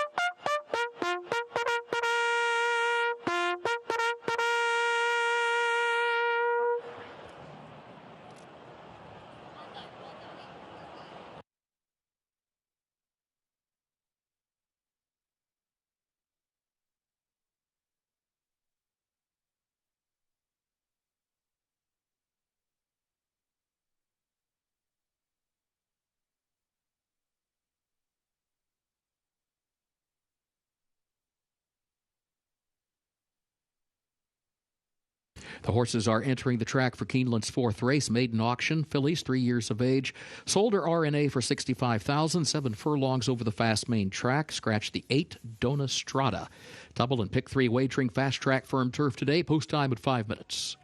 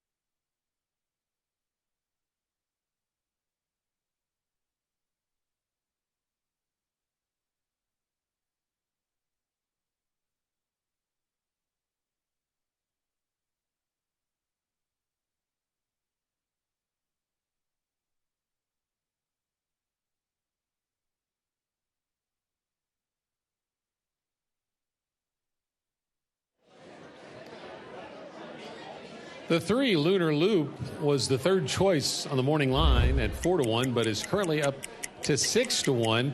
But the Keeneland Clockers had an interesting note on this one from an April 7th work here at Keeneland. This is Lunar Loop down on the inside as you watch this workout. 4 furlongs on April the 7th, 48 3/5. That was second best of 23 for this 3-year-old Vacoma filly. Galloped out the 5 furlongs in 102 3. Worked on even terms with the stablemate, who is an unraced 4-year-old for Will Walden. And the Walden barn already has a winner on the card today. Lunar Loop looking very good on the track as she gallops down the back stretch. Ready to make her debut here at Keeneland in this 7-furlong test for maiden 3-year-old fillies. Of course, it's taken a lot of money is the 5. Good Graces was 8-1, but this first-time starter has been bet down to 5-2 for trainer George Weaver. It's the daughter of More Spirit, who has been working here at Keeneland. Shows 4 works over the Keeneland main track in preparation for this debut. And at 2-1 currently is the betting favorite. It's a well-matched group here in this field of 9. Best of luck as you try to sort out the handicapping puzzle for race number 4.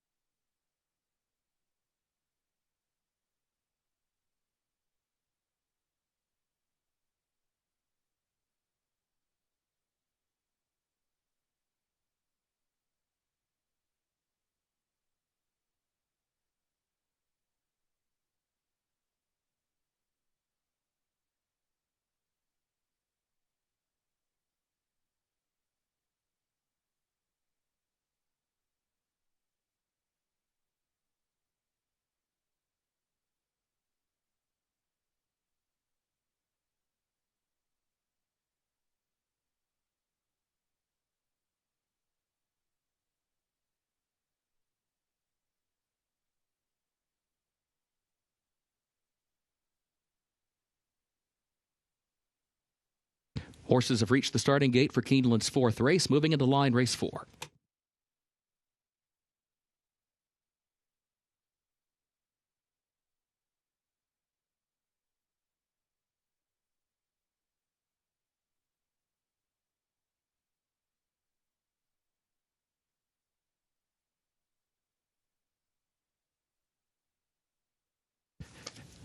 Mighty Nora moves into line along with Good Graces. No Room for Mischief walks up. Grace of Monaco comes forward.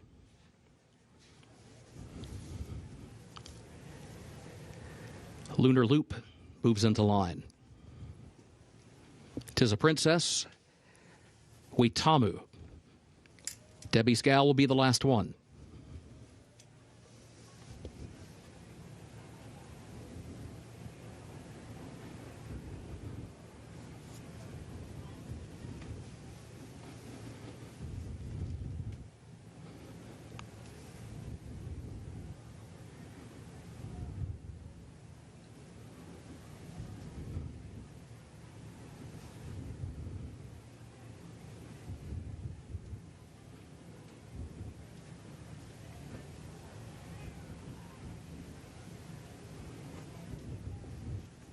Huitamu moves in, and Debbie's Gal now comes forward.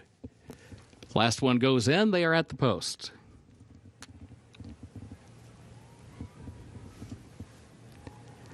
And they're off.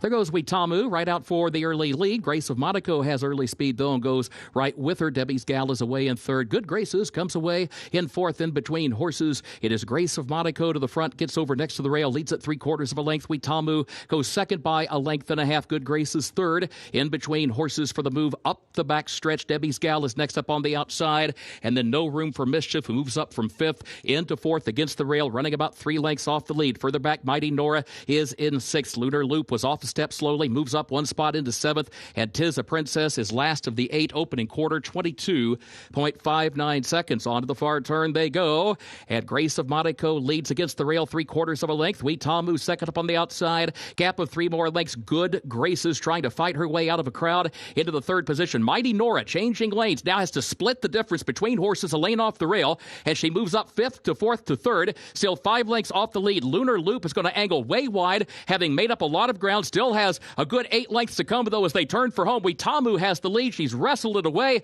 and has a 5-length advantage to Mighty Nora in second. Lunar Loop is third up on the outside. Grace of Monaco drops back toward the inside. Huitamu just streaking by the 16th pole with a widening 7-length margin back to Mighty Nora, and then Lunar Loop. It is all Huitamu and Flavian Pratt aboard. Huitamu to win it.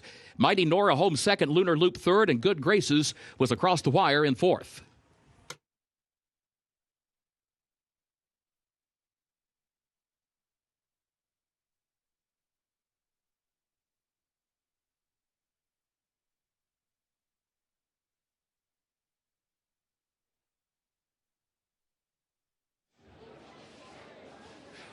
This horse took some early money, but floated up to 6-1, which was the morning line. Huitamu under Flavian Pratt getting it done in impressive fashion here in the second lifetime start. First time out, debuted at a mile. That's a tough ask. Showed good speed and took a lot of money that day, but was the victim of some trouble at the break and had to rush up. So today, a good break, settled into a nice early stalking position, and blows them away in the stretch to win race 4.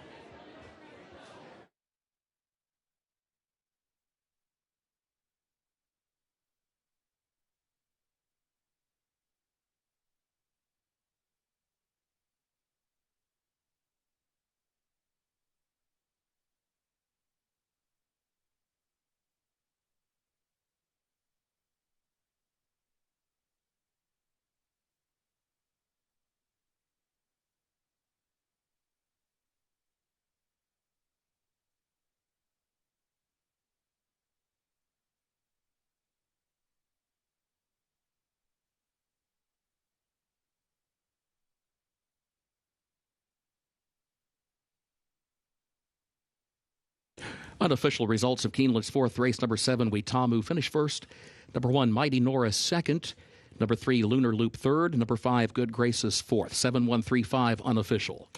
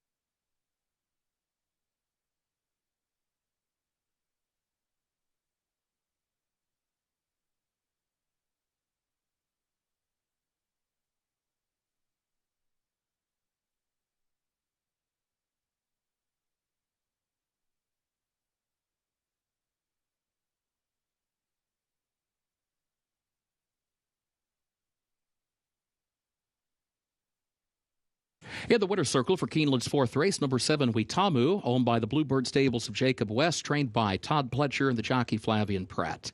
Weetamu, 3-year-old filly by Lexitonian out of Indian Princess by Indian Charlie, bred in Kentucky by Mercedes Stables LLC. 7 furlongs over the main track, listed fast, 1 minute 24.38 seconds.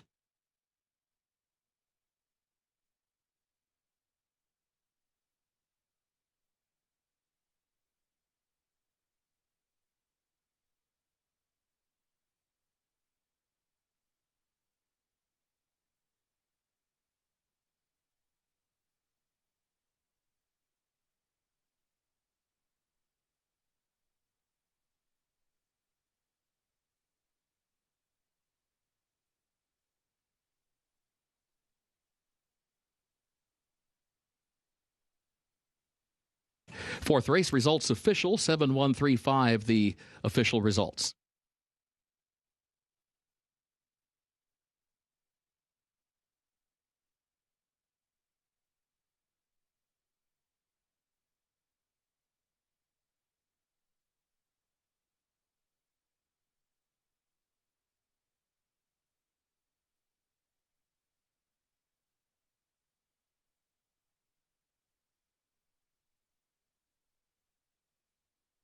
Keeneland's fifth race upcoming. The turf-listed firm. Temporary rail is down today. Double and pick 3 wagering. Start of the pick 6. No carryover.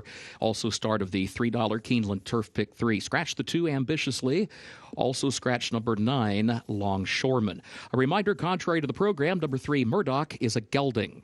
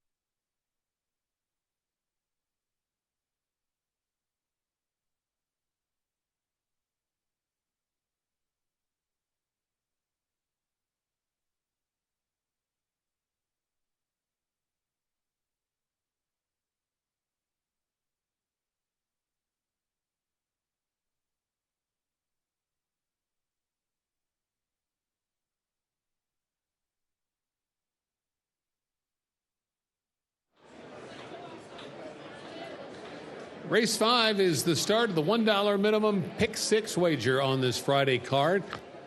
Also starts the $3 all-turf pick 3 that will include races 8 and 10 as well.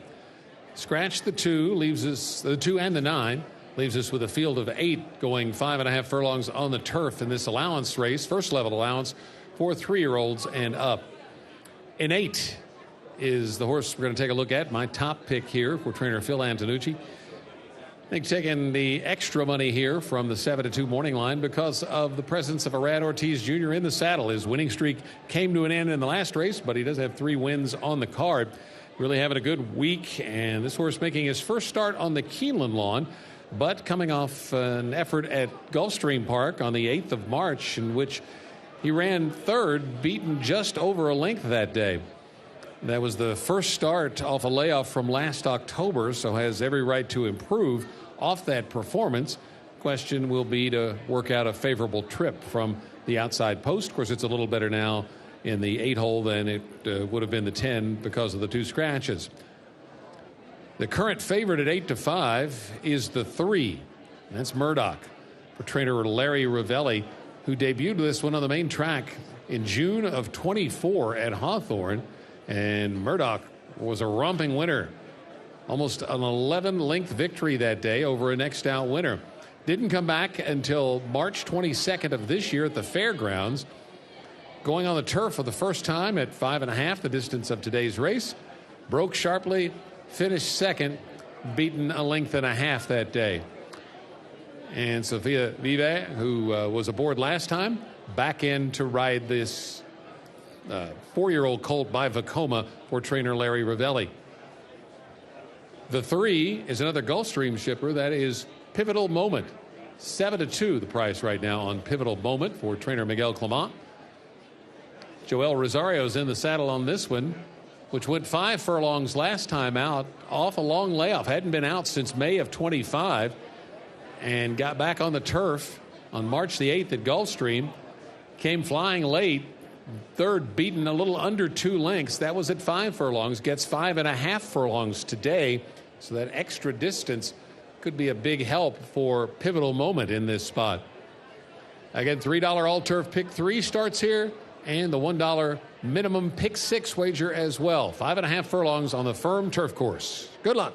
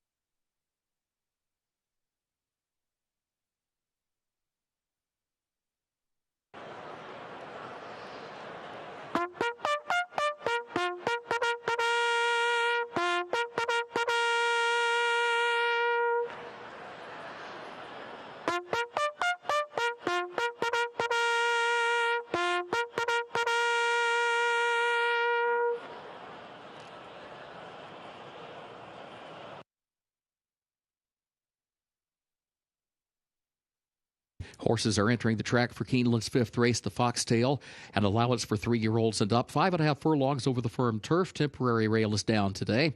Double and pick 3 wagering. This will start the pick 6, no carryover. Also starts the $3 Keeneland turf, pick 3. Scratch the 2 ambitiously and scratch the 9 longshoreman. A reminder, number 3, Murdoch, is a gelding. Post time, 6 minutes.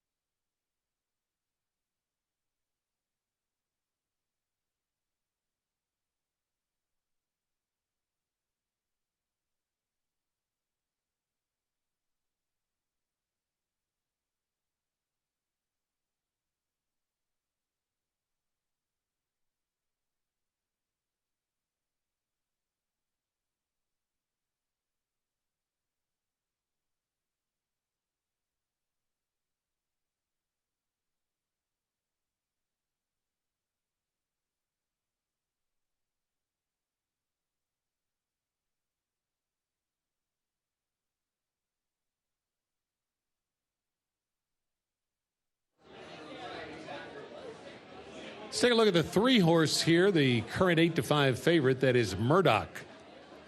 If you were watching the Today at Keeneland show, you would have heard Scott Hazelton this morning use this horse as his best angle of the day on this Friday card. The reason? The trainer, Larry Ravelli, 26% win rate in horses making their second start off a layoff. This is a substantial layoff for this horse from June of 2024 till May 22nd of this year, and now able to come back less than a month later and make a second start for the Ravelli barn. 8-5, the price on Murdoch. Let's take a look at the 5, Expressway, for trainer Bill Mott. He's had a nice spring meet. This one in the familiar colors of Arthur Hancock's Stone Farm. Those colors carried to victory in Kentucky Derbies by Sunday Silence in 1989 and Gato del Sol in 1982. Expressway comes off a 6th-place finish, beaten 4 lengths. That was a race that was rained off the turf at Gulfstream. Previously raced on the synthetic, ran pretty well. Second, beaten about 4 lengths that day. The horse that beat him in both races was Shipmate, who is going to be running in the Palisades Stakes on the Sunday card here at Keeneland. So a couple of good fields that this one is coming out of down at Gulfstream Park. Just look back to October 23rd of last year, and that's the last time this one was on the turf course, and it was here at Keeneland. Didn't go well, but that was going 1 1/16, so the distance may have been the issue that day for Expressway. Getting 5.5 furlongs here, and the extra half furlong from that most recent start might help a little bit for one that figures to be closing in the stretch under jockey Johnny Velasquez. Start of the $3 all-turf pick 3 here in race 5, and also the $1 minimum pick 6.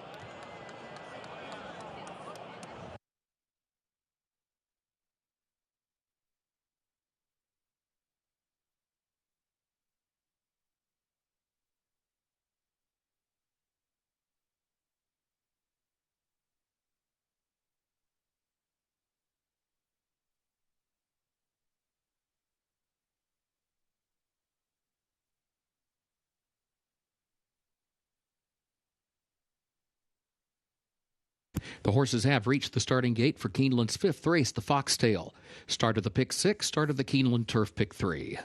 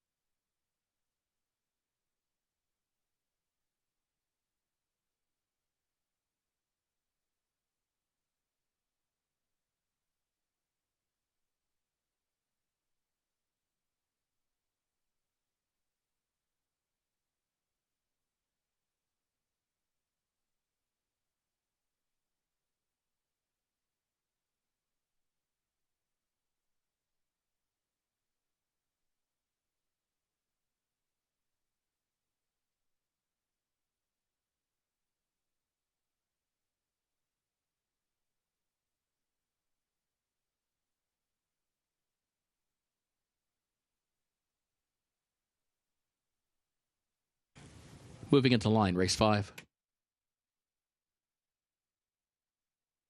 Here's Military Cruiser.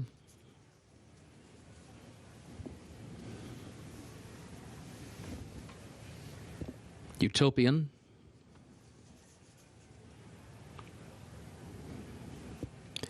Murdoch and Pivotal Moment await.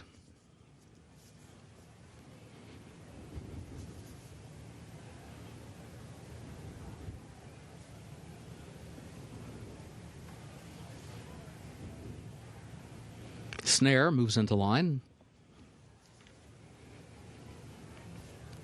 Expressway Jimmy Rules. Nate, the last one, walks up. Goes in, they're at the post. And they're off. Nate, Jimmy Rules from the outside. Murdoch kicks in down toward the inside. Military Cruiser to go with Murdoch. Military Cruiser up the inside, puts ahead in front. Murdoch will go second in a gap of 2. Snare is third. And Nate is running in the 4th position. Pivotal Moment is 5th. Going to be wide to the far turn. Expressway is down against the rail, moving up a couple of spots from the 6th position. Utopian is now in the 7th spot onto the turn. And Jimmy Rules drops out to the back of the pack in 8th as they round the turn after an opening quarter at 22.4 seconds. Military Cruiser is leading Murdoch by 3/4 of a length around the far turn. Snare seeks to join them, has to go 3 lanes off the rail to try to do so. Pivotal Moment has to go wider still. Expressway with a 1/4 mile to go looks toward the inside as they move off the turn along with Utopian, and coming toward the 8th pole. Here comes Snare from the outside. Military Cruiser inside. Murdoch in between that pair. It is Murdoch right alongside of Military Cruiser. Murdoch tries to poke ahead in front. Nate goes to 3rd. Murdoch goes to the lead. It is Murdoch in front by 2. It is Murdoch to the wire. Murdoch to win it. Sophia Vivas aboard. It'll be Nate rallying up to grab 2nd on the line from Military Cruiser 3rd, close for 4th.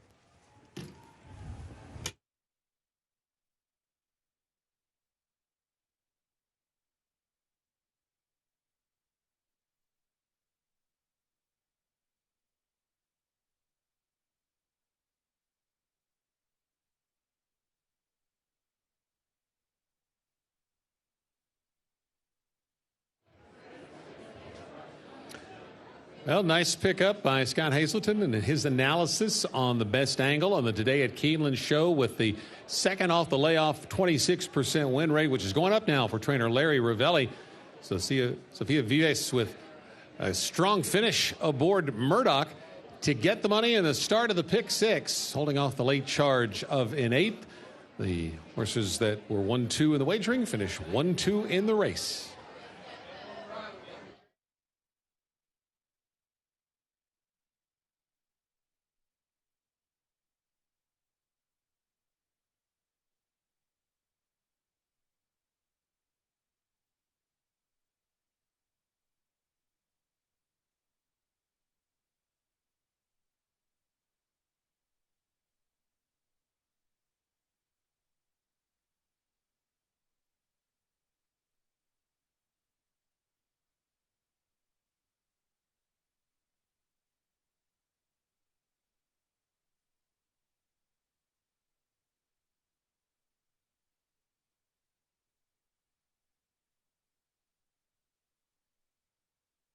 Unofficial results of Keeneland's 5th race, number 3, Murdoch finished first.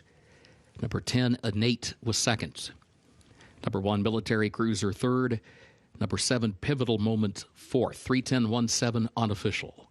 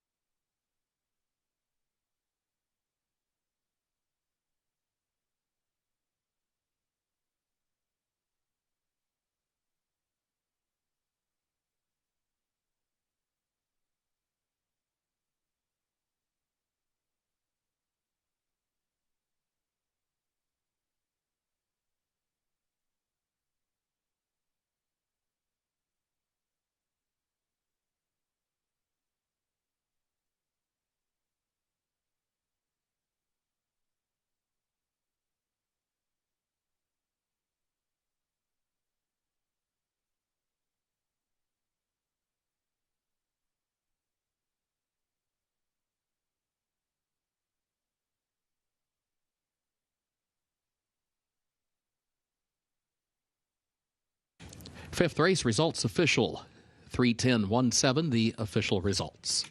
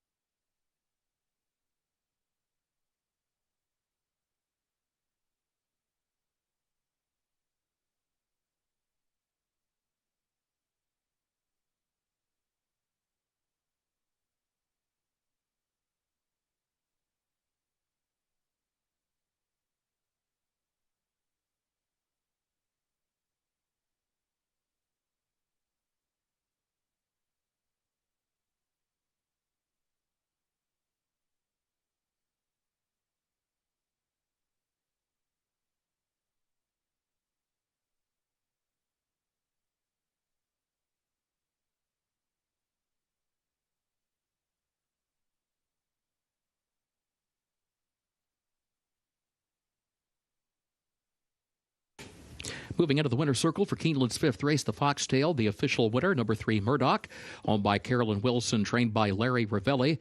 Sophia Vives, the winning jockey.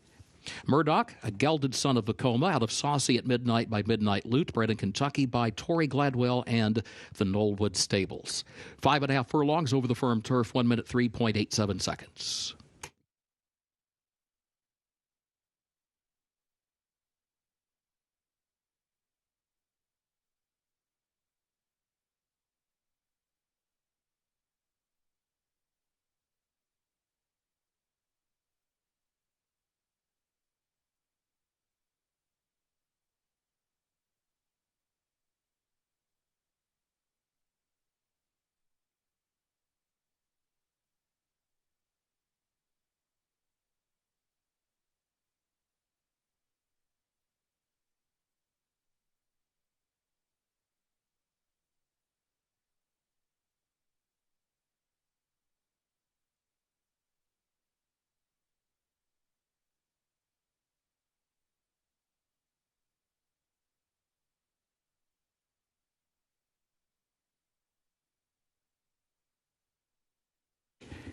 In the winner's circle, the Foxtail Trophy presentation to the connections of Murdoch.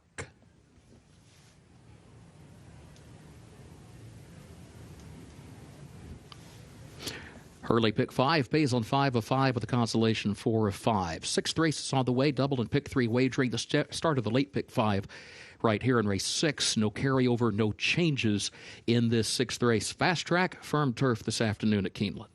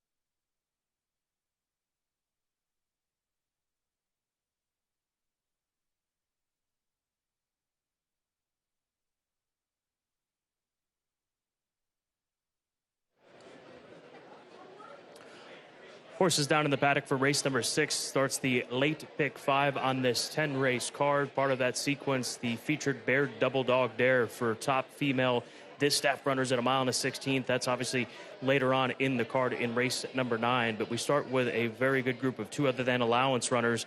They'll be sprinting 6 furlongs for a $150,000 purse. And the 6-horse Illuminaire is the current favorite, but the number 2 horse could vie for favoritism come post time and is right now at this point in time at 5-2. This is Bold Journey for trainer Bill Mott. Came into this race off of a grade 3 victory in the Tom Full Stakes at Aqueduct. That was approximately a month and a half ago for these connections, and he's been a 7-year-old gelding that has done a lot of good over the course of his career. He's danced in big dances. He's been stakes tested in grade 1 company going back to last year in the Jaipur, and he broke through with that grade 3 victory on the dirt course at Aqueduct, rallying from off the pace. And you've got Irad Ortiz Jr. on your side with the day that he's having, the week that he's having, the meet that he's having. That's always a positive scenario to be handicapping and wagering your hard-earned dollars on. So I'll take Bold Journey and hoping that he can close here today and have enough pace out in front of them for them to come back to him or stay within touch of this group if the pace isn't there. But it should be pretty quickly run given the level of competition and the distance that we have in race number 6 being 6 furlongs. Durante at 6-1, the number 1 horse, the second selection. He's another 7-year-old gelding who has been a very consistent war horse type. He's made nearly $1 million as well. Both of these horses, the 1 and the 2, are knocking on the door, and both of them easily could eclipse the $1 million earnings mark with a strong performance in here with $150,000 being on the line. But Durante for trainer David Jacobson, last time that we saw him was in the grade 2 Stoll Keenan Ogden Phoenix Stakes in the fall, and he was only beaten a neck. He had the lead at the top of the stretch. He was beaten a neck by another veteran sprinter that we've seen a lot of here in Kentucky in Nakatomi. So Durante, his last 3 races, and I know they weren't graded stakes races, but those are graded stakes level sprinters. He was beaten twice by Roland Big Joe down at Oaklawn Park and at Churchill. And in his most recent start, you look up Tejano Twist and his career efforts and performances. He has been just one of these steady, older type horses who just brings it all the time. They don't win every time, but they show up. So you got to respect the level of competition, the run lines, the form that Durante has coming into this race. 6-1, really nice price. Tyler Gaffalione will be riding again. He rode him in that Stoll Keenan Ogden Phoenix runner-up finish back last fall. And then the number 3 horse rounds out the top 3. Another one for Bill Mott's American Monarch. Could he be part of the speed? Yeah, sure. I mean, I think the speed scenario here is likely dictated by Normandy Coast, but he shouldn't be too far off of him, I don't think. His last couple of dirt tries have been pretty solid in allowance company. He's not dropping out of stakes races like a few of these other horses are, or specifically like the number 2 horse, Bold Journey, is, but he's been a consistent performer in these allowance races. He's 8 years old. He's made over $335,000. This will be the first race for him here at Keeneland, but comes out of 2 consecutive near victories down at Gulfstream Park in allowance races. He has run against stakes company. You have to go back to last year to find those races, and for the most part, those were on turf. But looking at his dirt record, he's been actually more effective on dirt. 3 wins versus 1 win in his turf tries. So 3-to-1 ratio as far as dirt victories versus turf victories for American Monarch. And I bring that up because he's racing on the dirt here this afternoon. What a race we have to start the late pick 5. Pulled over $188,000. Just waiting for a few more to be saddled up to start the late pick 5 at Keeneland.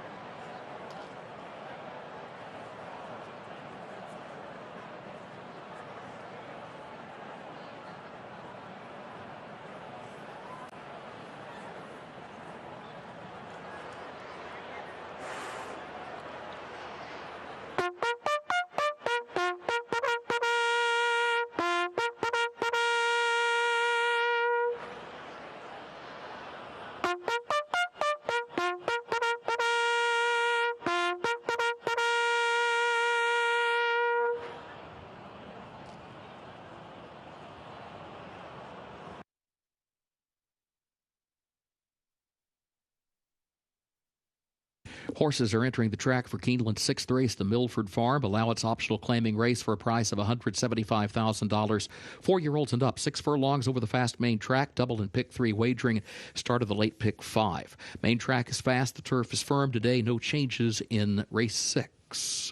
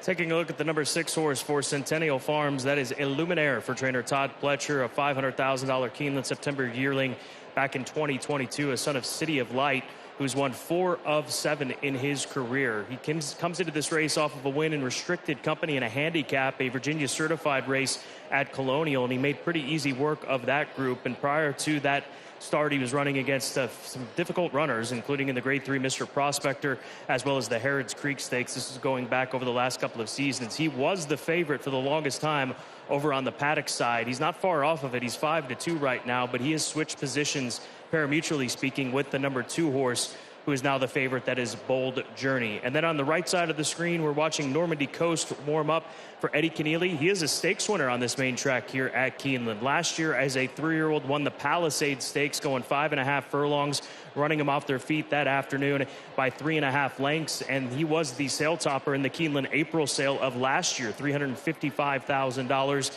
Stayed with Eddie Keneally thereafter, and we'll see if coming back here to Keeneland can get him back on track. He's currently sitting at 11-1 on the board. It is crazy to see a stakes winner at Keeneland on the main track at that kind of a price, but that's exactly the types of horses that we have here. And worth noting that the Keeneland April sale for 2026 will take place following the races on Friday. So make sure to put that onto your calendar 1 week from today, the latest edition of the Keeneland April sale. 4 minutes away from race 6 here at Keeneland Racecourse. Start of the late pick 5 as the pool is approaching 350,000.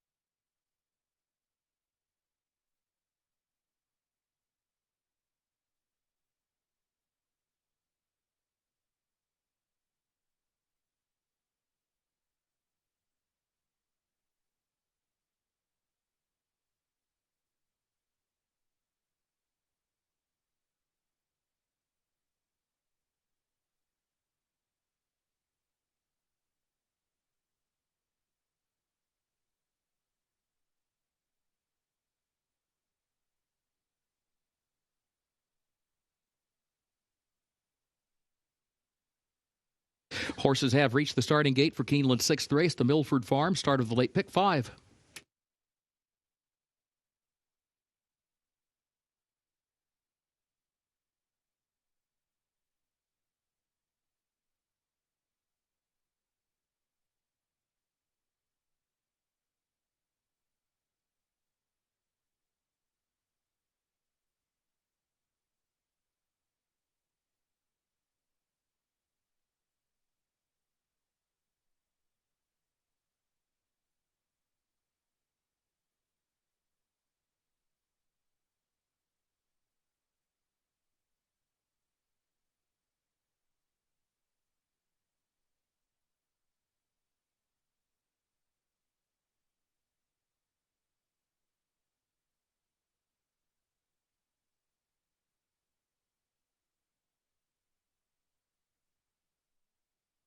Moving into line race 6.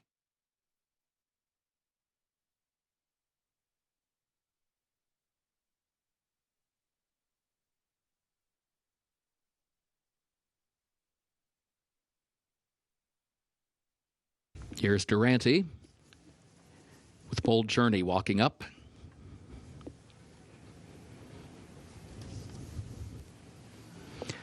American Monarch, then 3 more to load.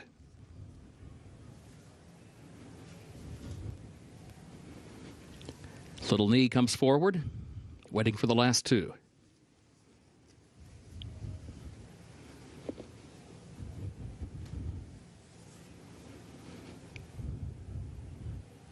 Normandy Coast awaits, along with Illuminaire.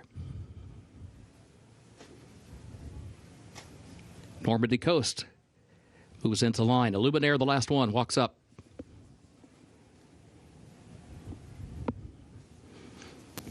Goes in, they're at the post. And they're off.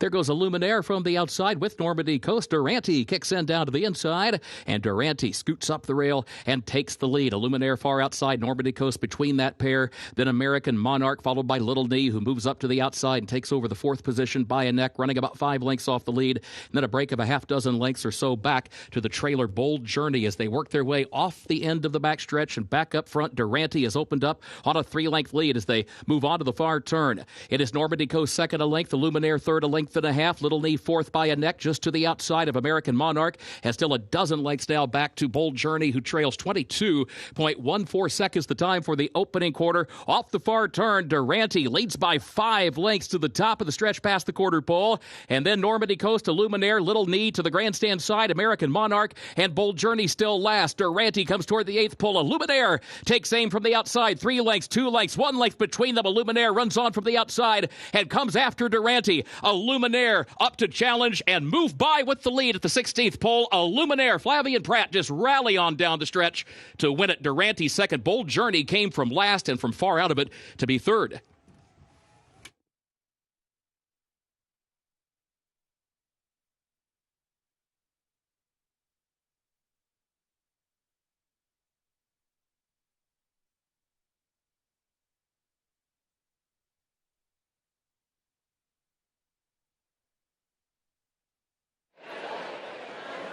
Illuminaire with a stout kick down the lane to put away Durante, who ran as hard as he could out on the front end, going quickly as you would have to in a level of competition such as this. But he didn't have an answer for Illuminaire, who picks up his 5th victory in 8 career starts for Centennial Farms. Flavien Prat aboard out of the Hall of Fame barn of Todd Pletcher.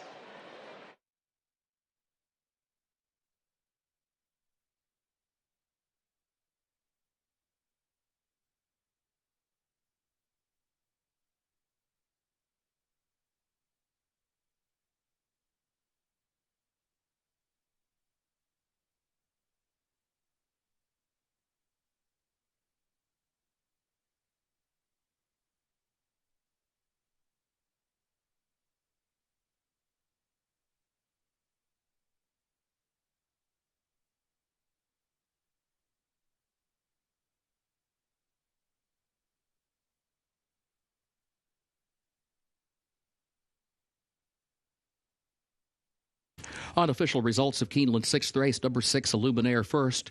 Number 1, Durante second. Number 2, Bold Journey, third, and number 4, Little Knee, fourth. 6-1-2-4, unofficial.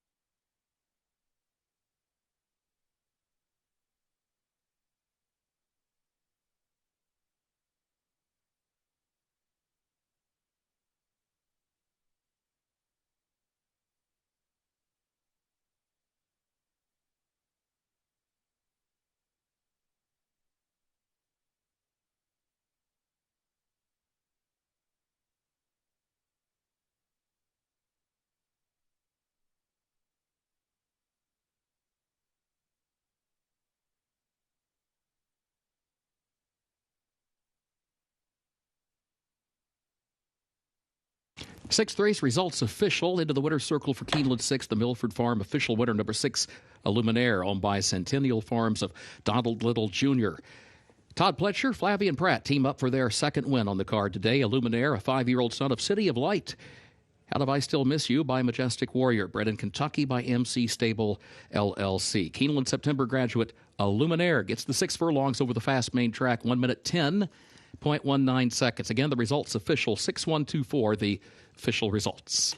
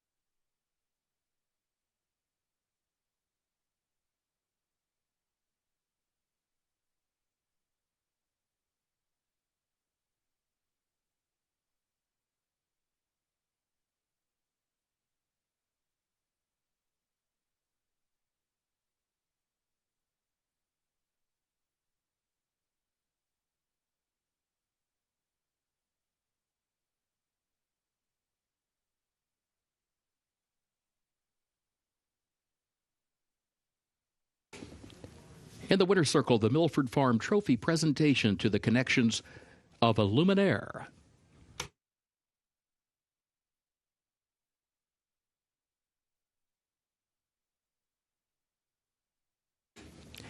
Keeneland 7th race upcoming. The main track is fast. Race 7 will finish in the short stretch of the first wire. Scratch number 6, Mint Driven. Scratch the 7, Cara Felce. Scratch the 8, Supranon Coca, and scratch the 9, Champagne Nights. As a result of those scratches, no superfecta on race 7, but double and pick 3 wagering are featured, and it is the start of the late pick 4. Fast track, firm turf.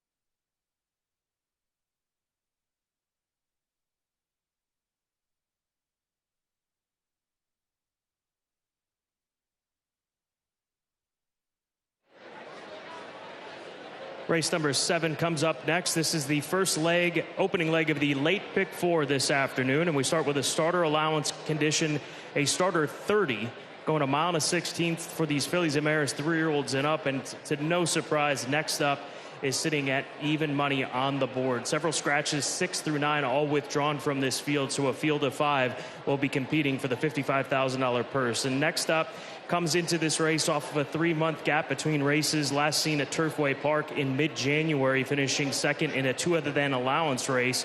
And as we know, Turfway Park has been a tough meet over the last several seasons. So the fact that she has this starter allowance eligibility, they're taking full advantage of it.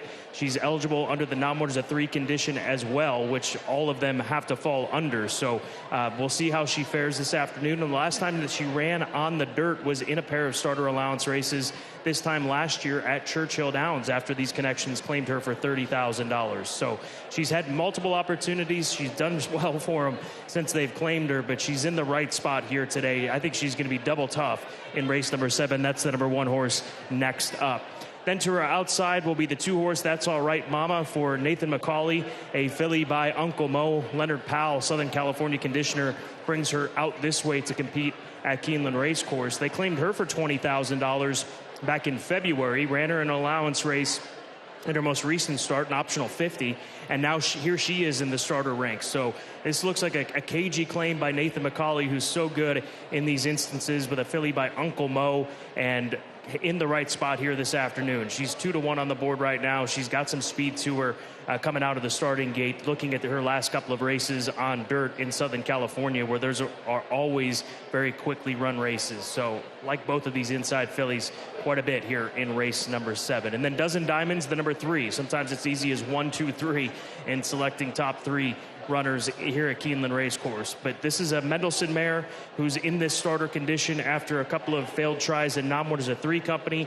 Obviously, this being a non-more 3 starter allowance race as well is an encouraging sign. I mean, this is the right spot for her here at Keeneland Racecourse. They protect her. Edgar Morales is going to be aboard for trainer Chris Hartman. So she's a fit in amongst this group, sitting at odds of 5-1. Good start to the late pick 4, 16 minutes to post, race number 7 here at Keeneland.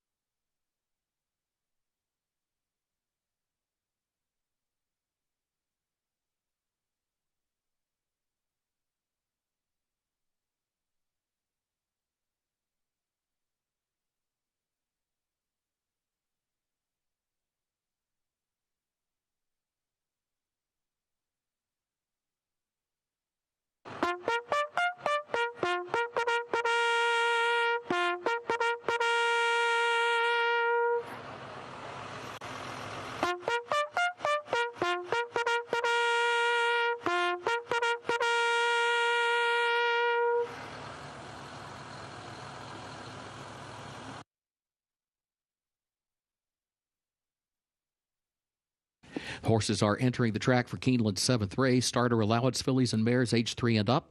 Double and pick 3 wagering is started the late pick 4, a mile and a 16th over the fast main track. Race will finish in the short stretch at the first wire. Scratch the 6 Mint Driven. Also scratch the 7 Cara Felche, the 8 Super Non-Coca, and the 9 Champagne Knights. No superfecta on this 7th race. Post time 7 minutes.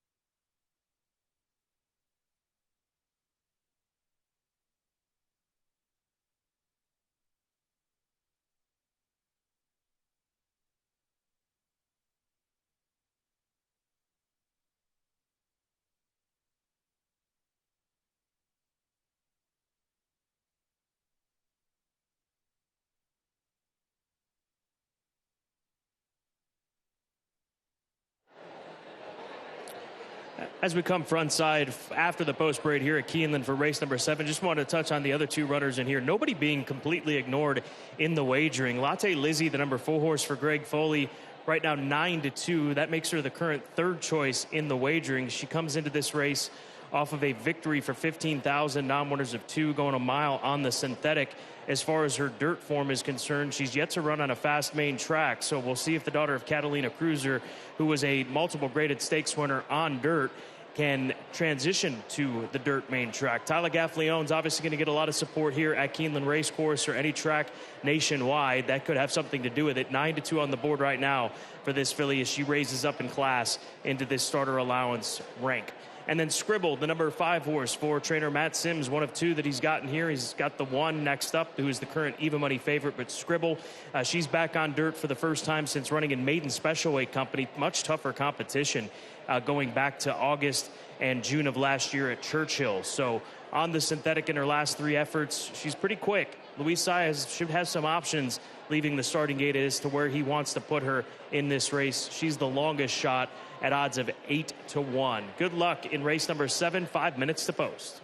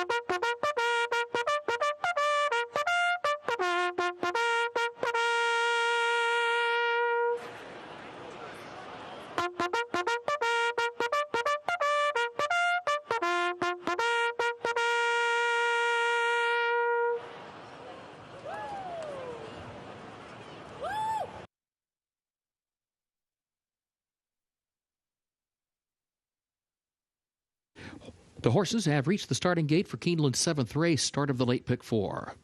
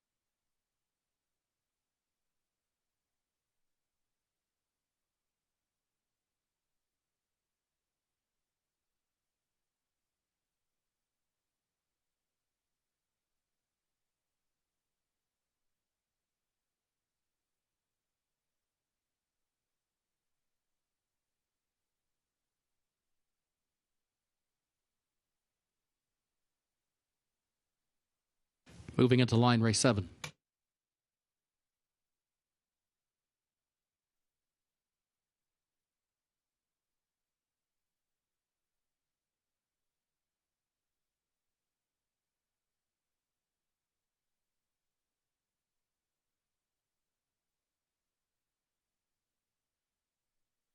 Next up comes forward.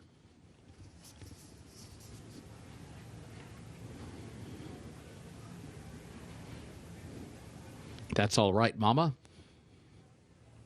And now Dozen Diamonds. 2 more to load. First wire finish. Latte Lizzie.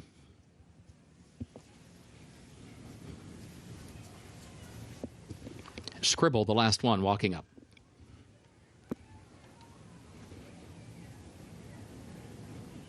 Goes in, they're at the post. And they're off. There goes That's All Right, Mama. Right out for the early lead. Dozen Diamonds comes away in the second position. Then Scribble just outside of Latte Lizzie. And next up, Against the Rail, who moves up 1 spot from last into the 4th position into the first turn. That's All Right, Mama has the lead. Stays just a tad off the rail. Now slides down a little closer. Saves some ground around the first turn. That's All Right, Mama leads it by just 1 length. Dozen Diamonds is right alongside now, up to challenge in the second position. Next up has moved up 2 spots from last to third. A length and a half off the lead as they head on to the back stretch. And then further back, Scribble and Latte Lizzie last 24.74 seconds. Time for the opening quarter. Up the back stretch they go. That's All Right, Mama leads. Dozen Diamonds starts to move forward. A closer second, and next separates the top 2. And then a gap of 2 more lengths back to Scribble. Third up on the outside by just a head. Next up is fourth to the inside at the midpoint of the back stretch and is followed by Latte Lizzie, who is last as these 5 work their way over toward the far turn. That's All Right, Mama still leads, and Dozen Diamonds is still alongside. The first half mile at 49.57 seconds. Next up is third, still 2 lengths off the lead. It still has some pressure there from Scribble to the outside and Latte Lizzie at the back as they swing down the far side of the course. That's All Right, Mama is the leader. Dozen Diamonds still a neck back in the second position as they come to the quarter pole. Scribble 3 lengths off the lead. Third by just ahead to the outside of Next Up. Now Next Up starts to move up and starts to slide off the rail. Looks for running room in between horses. Top of the short stretch. Has to shift another lane toward the outside. Dozen Diamonds has the lead. Next Up is trying to get going. Has to change lanes again. Coming to the 8th pole. It is Dozen Diamonds coming past the 16th pole, chased by Next Up. That's All Right, Mama back toward the inside, and then Scribbled in 4th. Dozen Diamonds. Edgar Morales to win it. That's All Right, Mama was home 2nd. Next Up settled for 3rd. Then further back, it was Scribble in 4th and Latte Lizzie 5th.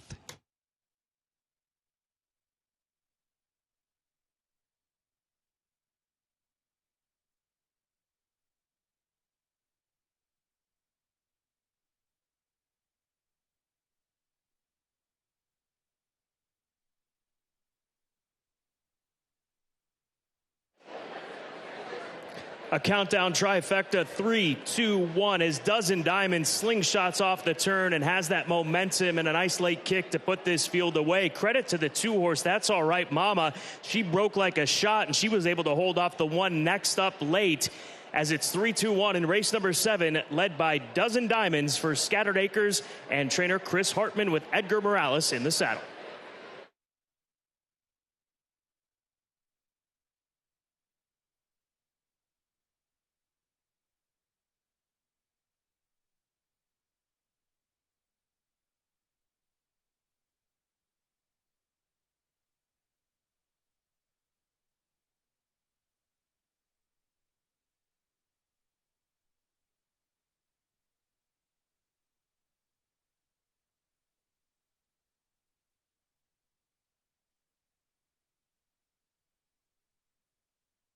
The unofficial results of Keeneland's 7th race. Number 3, Dozen Diamonds, finished first. Number 2, That's All Right Mama, second. Number 1, Next Up, third. And number 5, Scribble, was fourth. 3, 2, 1, 5, unofficial.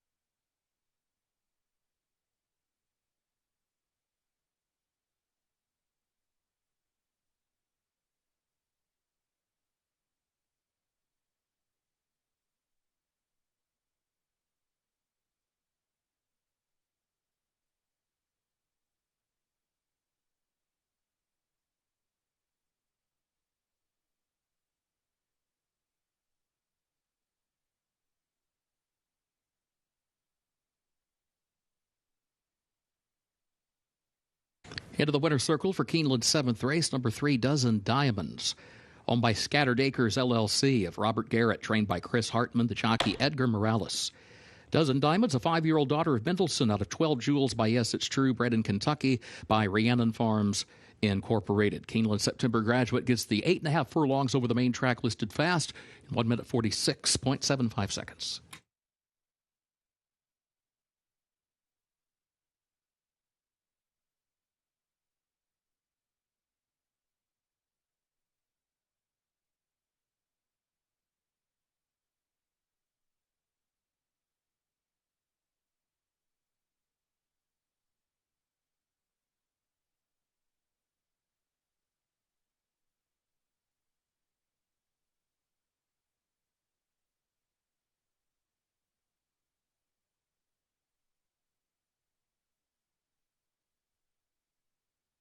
Seventh race results official. 3-2-1-5, the official results.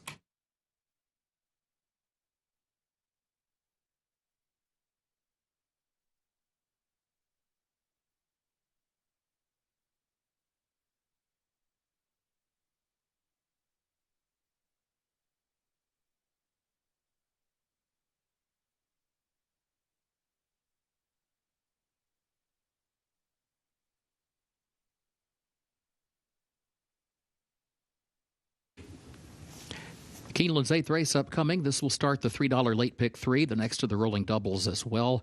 The turf is listed firm. Scratch number 3, Beer Run, and scratch number 8, Big Gary.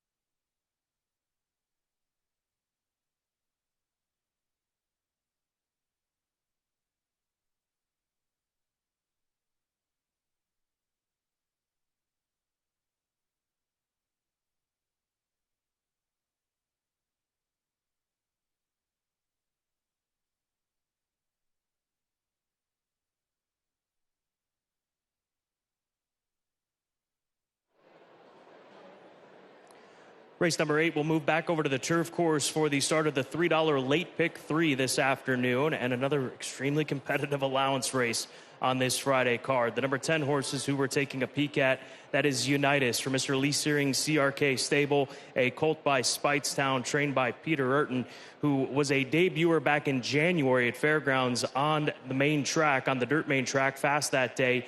And he had blinkers that afternoon. He was up involved in the race, and then he faded, beaten 8 3/4 lengths. But when they moved him over to the grass course in his next start on the 1st of March, they took blinkers off, and he was able to just keep on rambling out there on the front end. So sometimes you see those horses that wear blinkers and they have speed. If you take the blinkers off, they can have a little bit more focus and obviously the ability to see the competition back behind them, and sometimes it even relaxes them quite a bit. So Unitas, the number 10 horse, I think he is ripe to give another opportunity here this afternoon. He's had some good works here, at least on paper, at Keeneland on the main track. But turf really moved him forward off of that dirt debut. So I'll take Unitas, the son of Speightstown, out of an English Channel first dam, Achira, who was stakes placed during her racing career.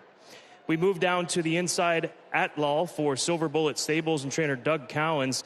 This is a gelding that was purchased at the Keeneland November sale just last year in 2025 and had a couple of starts up at Turfway Park after being acquired out of the Keeneland November sale. And they tried him a route of ground, but the cutback in distance was a positive move for him in his most recent start. Now, as far as his turf races, he broke his maiden at Kentucky Downs going 6.5 furlongs. So he could be better on turf today. And at 5-2, he's getting plenty of respect. And this is a situation for these connections to really take full advantage of the acquisition out of the Keeneland November sale for $190,000 on the heels of a successful second place finish at Turfway Park most recently. So at Lal, down on the inside, we'll see how he handles post position number 1 this afternoon. And then 9-2 is the number we're getting on the number 6 horse. The third choice for me, Straight Cash for Cherie DeVoe, a son of Tiz the Law, who sprinted on the turf on debut at Santa Anita, was a hot favorite that day. This was back March of last year. And in the subsequent 2 starts, went long at Saratoga on the turf and then tried the synthetic. I'm just hopeful that the return to turf and the firm ground like he would have encountered at Santa Anita in Southern California is going to be to his liking. And you're getting a square price of odds of 9-2. So an extremely competitive group of runners that we have getting ready to go for race number 8, start of our late pick 3 this afternoon at Keeneland Racecourse. Good luck.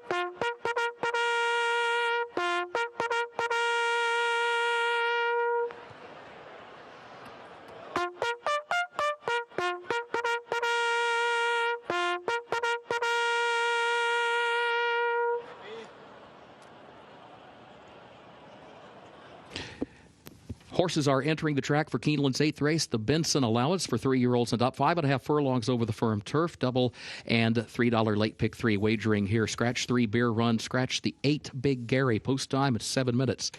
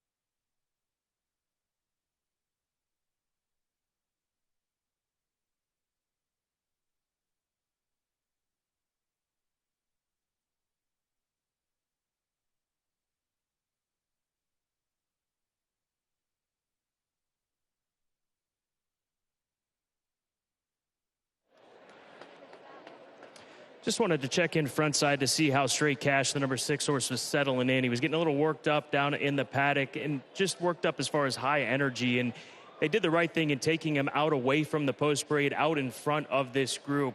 And he's actually coming back the opposite way of the rest of the horses that are going to be meeting him on that first turn. So something to keep an eye on with Straight Cash. Hasn't been seen in a couple of months. He's 4-1 on the board tote board. By no means is this a horse that I'm worried about the way he's acting as far as not having really a reference point to see how he's acted in the past. But they've done everything right to try to keep him as relaxed as possible in the next few minutes before they start to load into the starting gate. Double Talker is the 7 for Wesley Ward. Has yet to try grass, comes off of a long layoff. Wesley, no stranger to bringing horses off of lengthy layoffs at this spring meet and obviously on the turf. And he's by Hootenanny out of a no-nay, never first dam. That will do when it comes to turf pedigree, giving it a shot here today, getting a Lasix for the first time as well. He's 7-2 as the Coast second choice right now in the wagering. Phenomenal betting board, 2-1 up to 34-1 as far as the prices, the win prices, or odds, I should say, here in race number 8. Good luck. Start of the $3 late pick 3 at Keeneland Racecourse.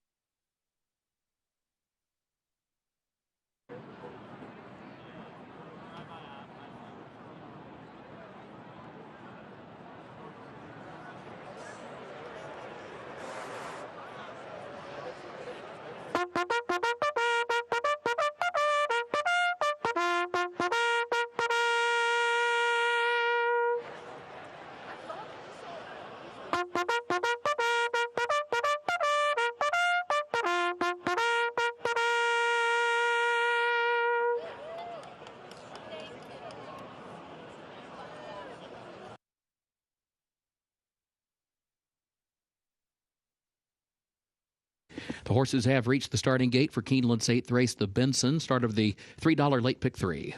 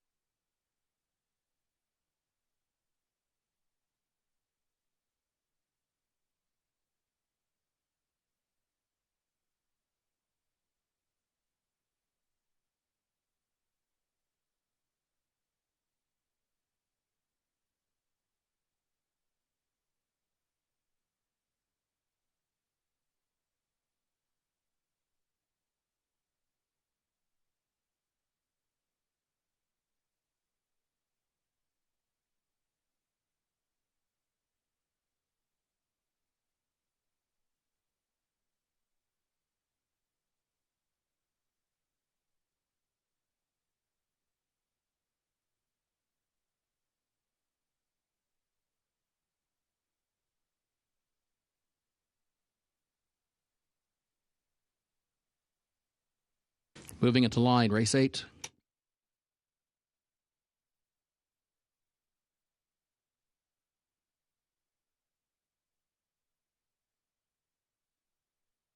Here's Atlau. Straight Cash. Razor Cat moving into line.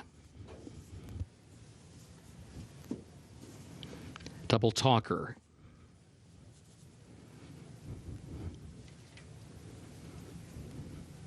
Frontier Justice goes in, along with Uncle Bucky.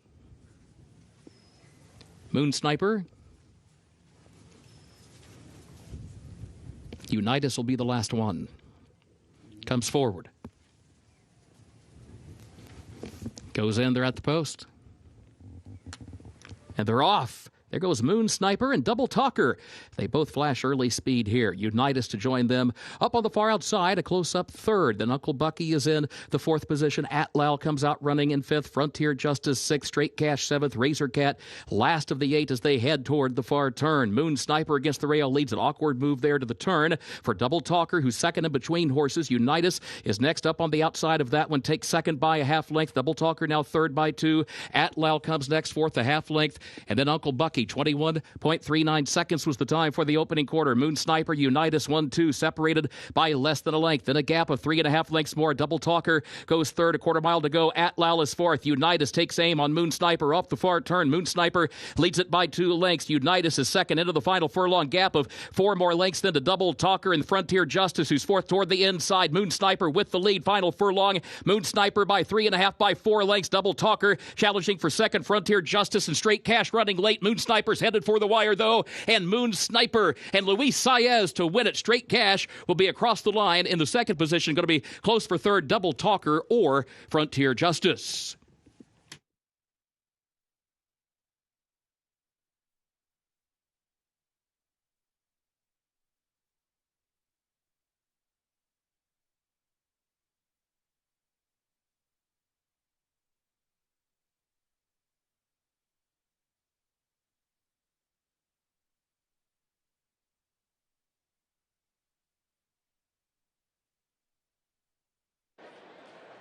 Moon Sniper impressive out on the front end here this afternoon for trainer Darren Miller and Silverton Hill. These are connections we have seen through the years, win impressive turf races all around the country, and this was very impressive. Colt by Caravaggio, ready to roll off the 7-month layoff, went quick, and wins by better than 2 lengths in the end. 5-6 in a photo in race number 8 here at Keeneland.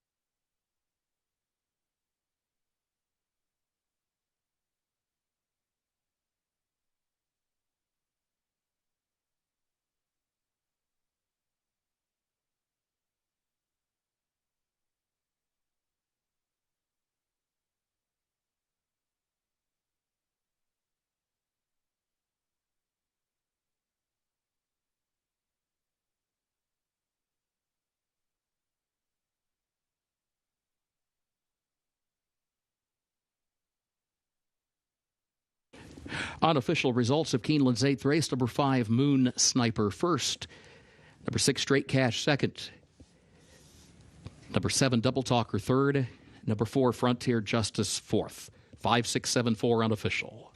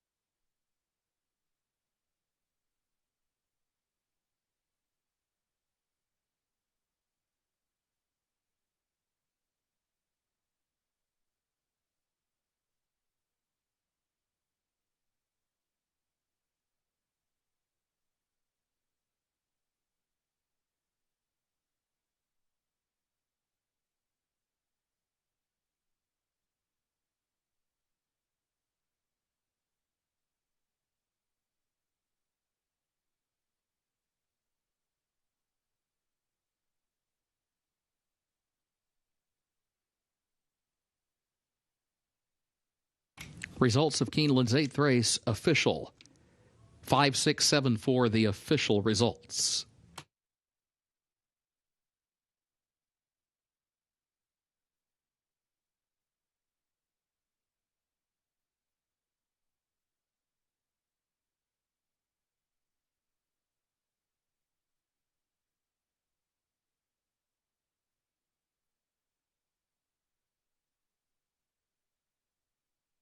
Moving into the Keeneland Winner's Circle for race 8, the Benson, the official winner, number 5, Moon Sniper.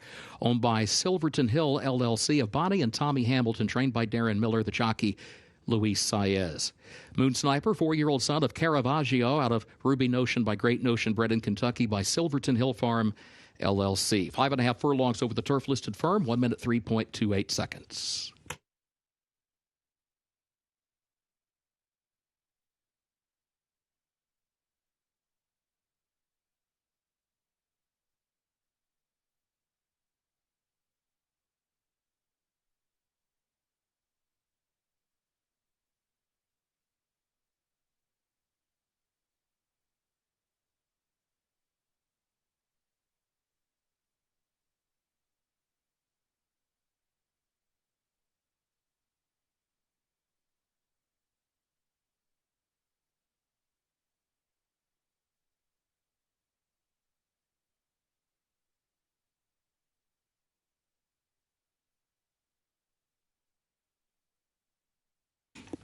In the winner's circle, the trophy presentation for the Benson to the connections of Moon Sniper.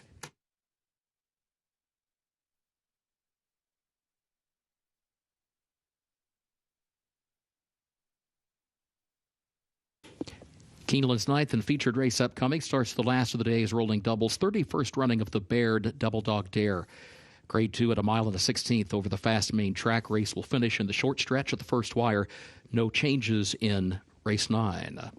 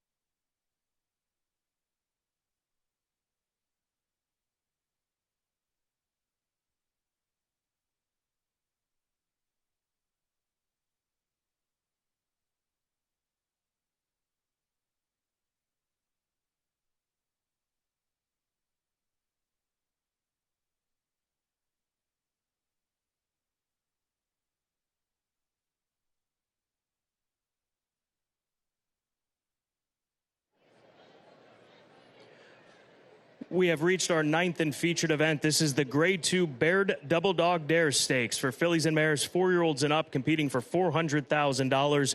The distance being asked, 1 1/16 miles, so a first wire finish in today's Grade 2 Baird Double Dog Dare, and brings together one of the deeper groups that we have seen in recent years, including last year's champion in Jin, who is not even the favorite. She's sitting at 2-1. It is Alpine Princess, who's the 9-5 favorite with 19 minutes until the start of the feature. But I went to the number 3 horse, Eunomia, for trainer Safi Joseph Jr. I might be wrong in going in this direction with the 3 versus the 1, but I expected the price to be a little bit better than what we're getting on Alpine Princess, and for the time being, that is the case.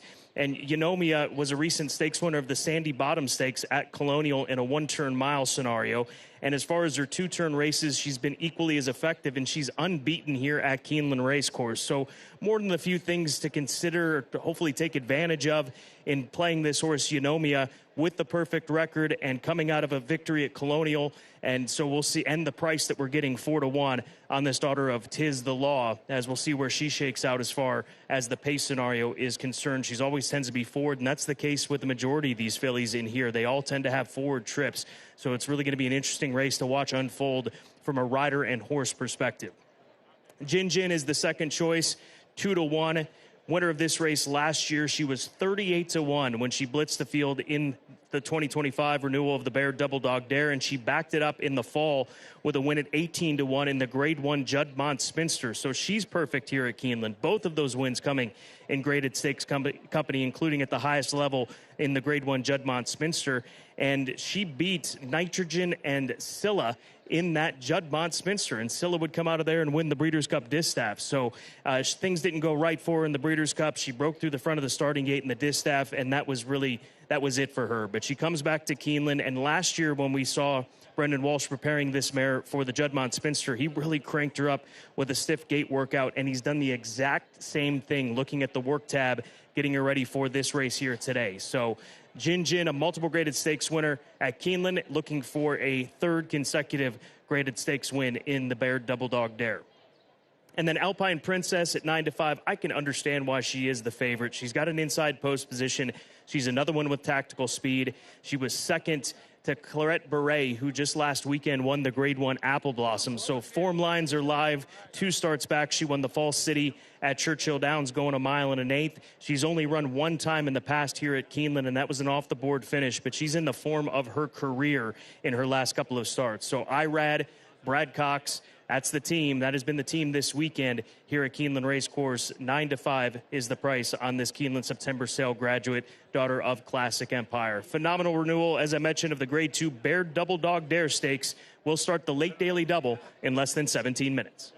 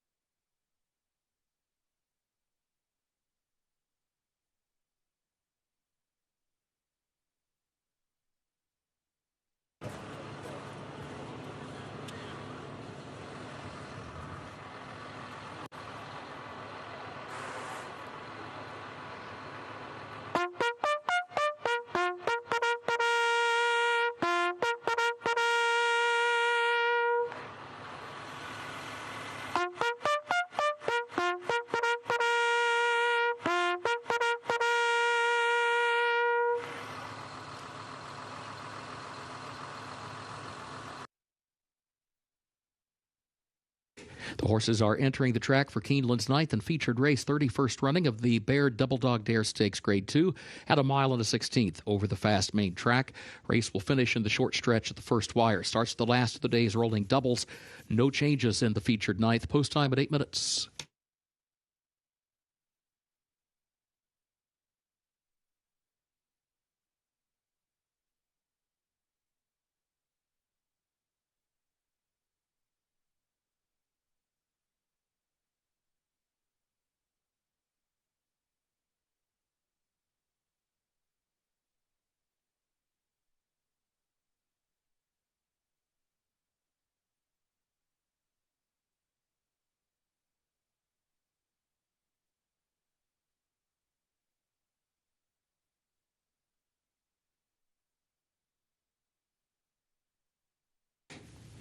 Parading to the post, number 1 Alpine Princess, owned by Full of Run Racing 2 LLC of Dan Glick, Madaket Stables LLC of Saul Kuman, trained by Brad Cox, the jockey Irad Ortiz Jr.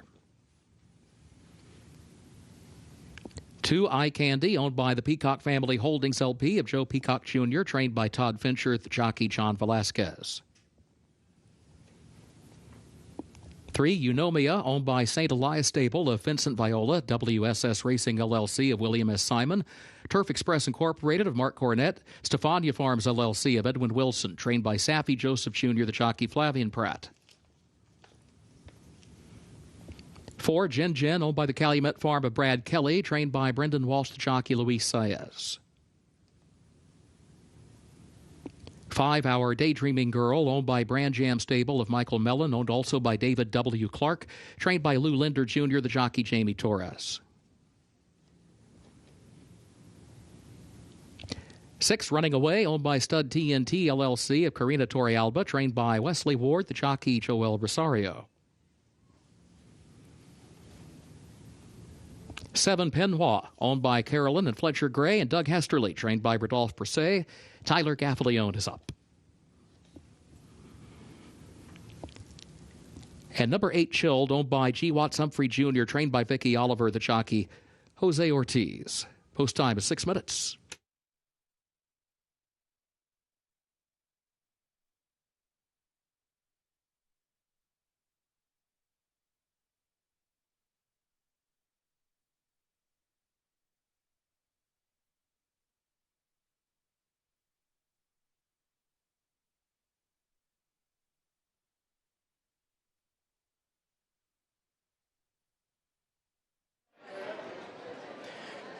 Taking a look at the 6-horse Runaway for Stud TNT, Wesley Ward, Joel Rosario. She's 11-1 on the board right now, and you got to think that she's going to have an impact on this race one way or the other because she just might be the quickest horse in this race. I mentioned on the paddock side how a majority of these fillies have tended to be up in the mix in these races, but her way of going has been to try to blitz fields, and she's back on dirt. The drop back and trip to 1 mile and a 16th is a big plus. They took their shot in the Grade 3 Dueling Ground Oaks last time, and that was all the way back in September at Kentucky Downs in a 1 mile and 5/16 race, and she went out there quick and then just faded. But this is a much better situation for her, so we'll see if she makes the lead, how fast she's going to have to go in order to do so, and if she gets confident and can relax and get an opportunity to not have to go so fast, she certainly could run away with this here in the Baird Double Dog Dare. The number 2 horse, Eye Candy, for the Peacock Family Holdings, Todd Fincher, Johnny Velasquez. This is a mare that is a 4-time winner. She's a 2-time stakes winner in her last couple of efforts down at Sunland in New Mexico. And this is a mare from one of the most productive brood mares that we have in the game. Her mother, Rose's Desert, has given us multiple stakes winners, including the Grade 1 winner in Senor Buscador, who won the Grade 1 Saudi Cup a few years back. This is also the older half-sister to the 3-year-old colt, The Hell We Did, who last weekend ran a very credible second-place finish in the Stone Street Lexington. So Eye Candy making her Keeneland and Kentucky debut. comes from a beautiful family, and like I said, just a wonderful broodmare in Rose's Desert. She's a daughter of Candy Ride.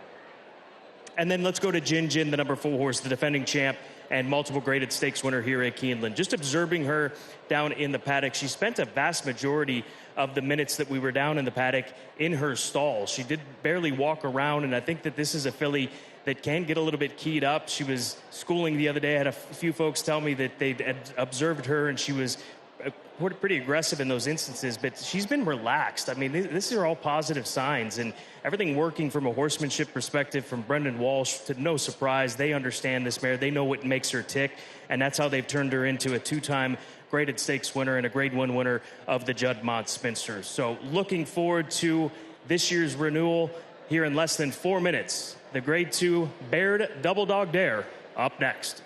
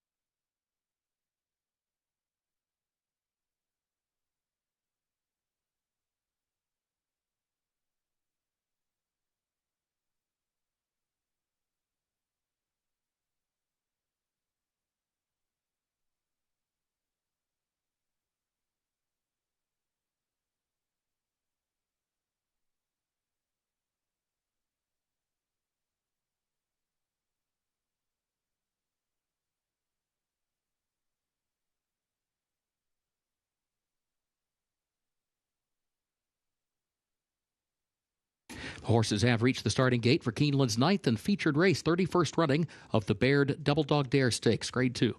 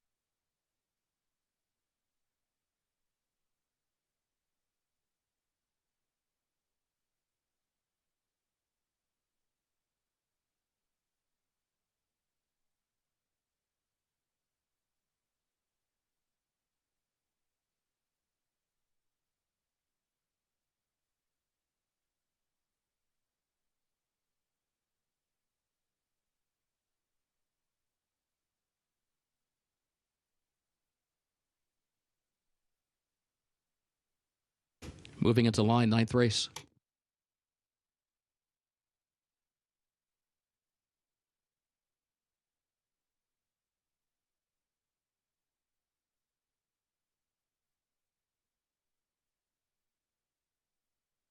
Alpine Princess walks up.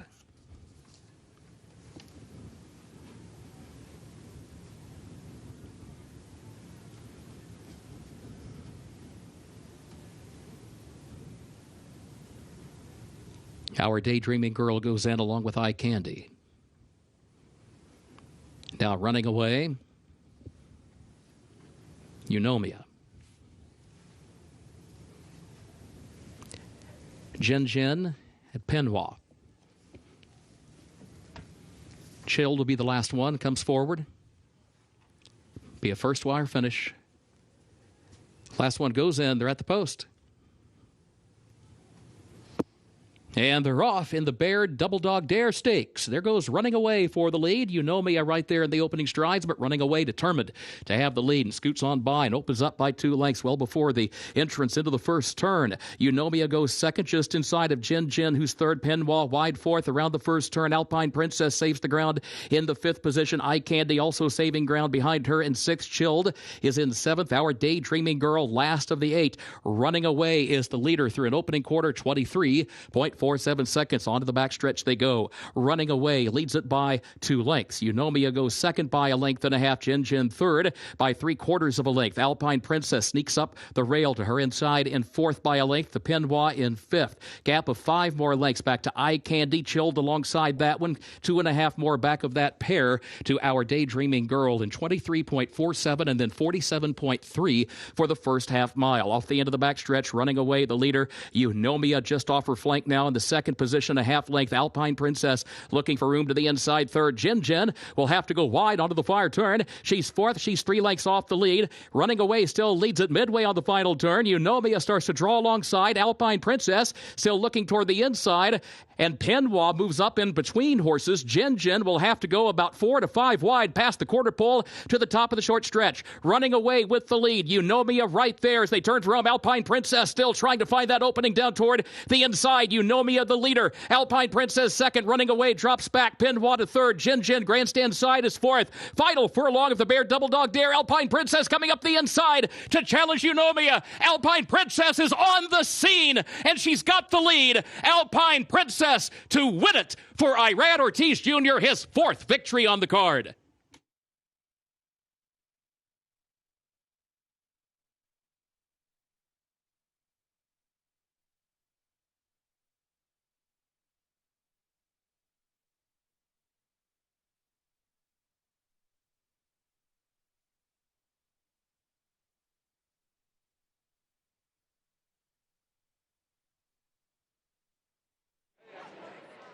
Well, saving ground matters in horse racing, and that's what Alpine Princess was able to do, and holding position as well, because Eunomia leaning in a little bit there, but Irad never backing down, nor did this mare, as she fights her way through on the inside to score here at Keeneland Racecourse. What a horse race between these two mares. Alpine Princess over Eunomia in the Baird Double Dog Dare.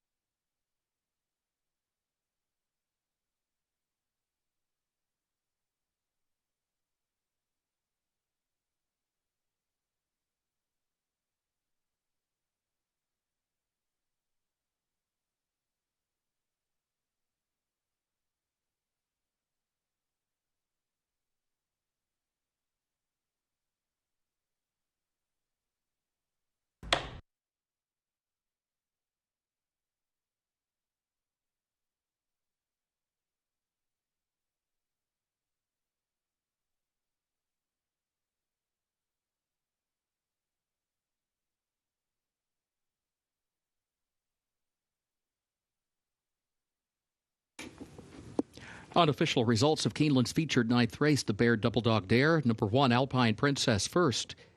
Number 3, Eunomia second. Number 7, Penwa third. Number 6, Running Away fourth. 1376 unofficial.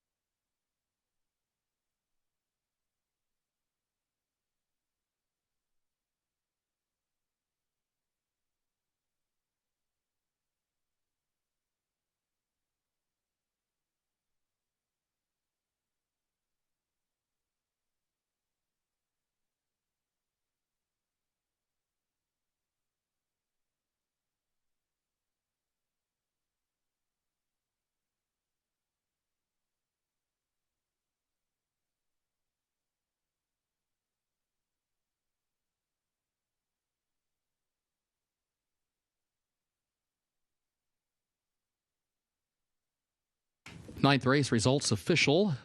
1-3-7-6, the official results for Keeneland's featured ninth.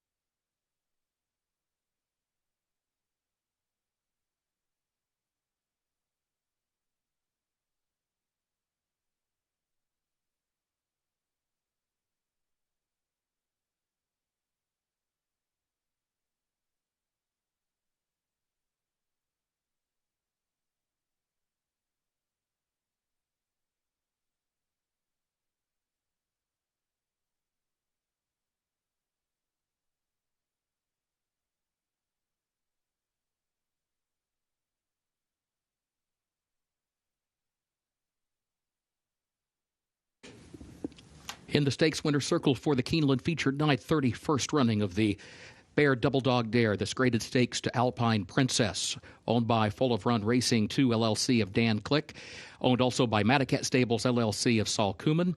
2 wins for Brad Cox, 4 for Irad Ortiz Jr., and a pair for that combination on today's card. Alpine Princess, a 5-year-old daughter of Classic Empire out of Lemoyne by Curlin, bred in Kentucky by Betts DJ Stables, Peeler Lamantia, Classic Empire Syndicate, and a Keeneland September graduate Alpine Princess getting the 8.5 furlongs, 1 minute 44.09 seconds over the fast main track.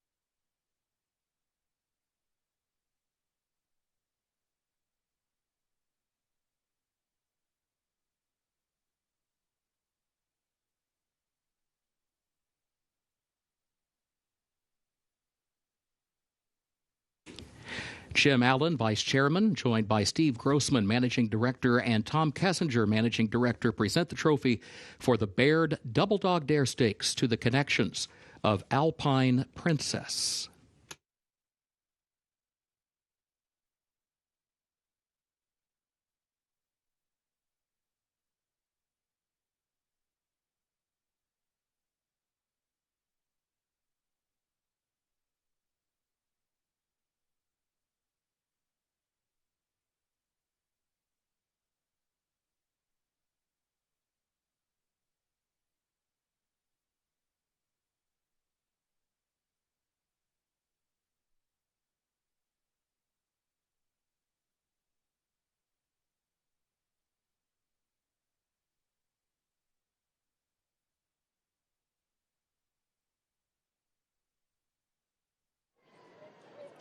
Alpine Princess showing so much tenacity and gameness to take the Bear Double Dog Dare for trainer Brad Cox and Irad Ortiz Jr., who has 4 wins on the card.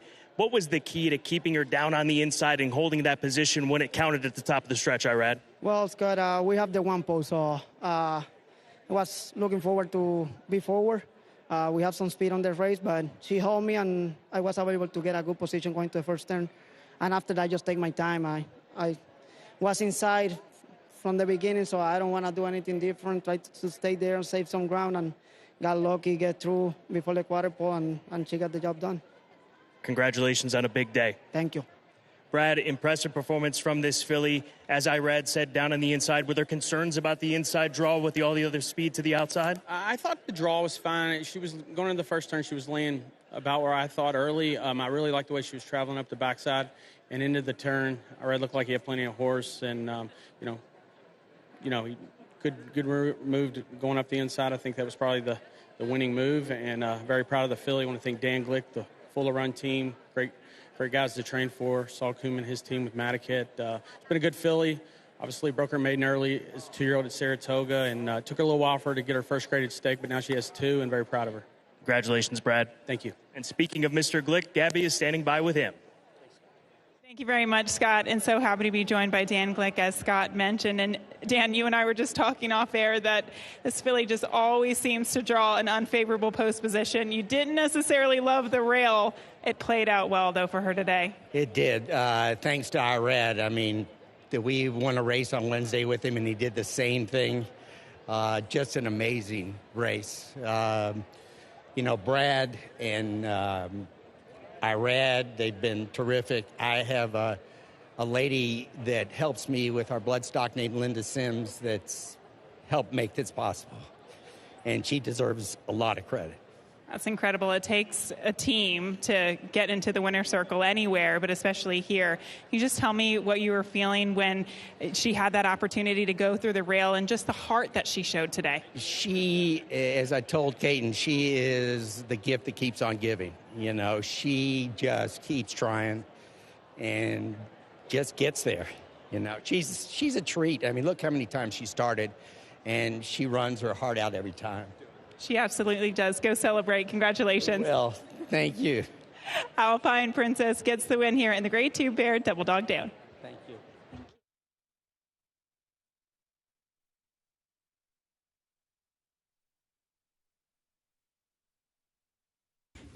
Thank you, Gabby and Scott. Race 10 on the way. No carryover for the Toyota Super High 5. The turf is listed firm today. Scratch the 2, Fool's Adventure. Also scratch the 9, Swirling Seas, and scratch the 11, Whiskey Serenade. A reminder, the jockey for number 8, Toast the Star, will be Edgar Morales. Edgar Morales rides number 8, Toast the Star. 13, La Puma draws in. Jockey as programmed. Also the 14, New Rose draws in. But contrary to the program, the jockey Martin Garcia for number 14, New Rose.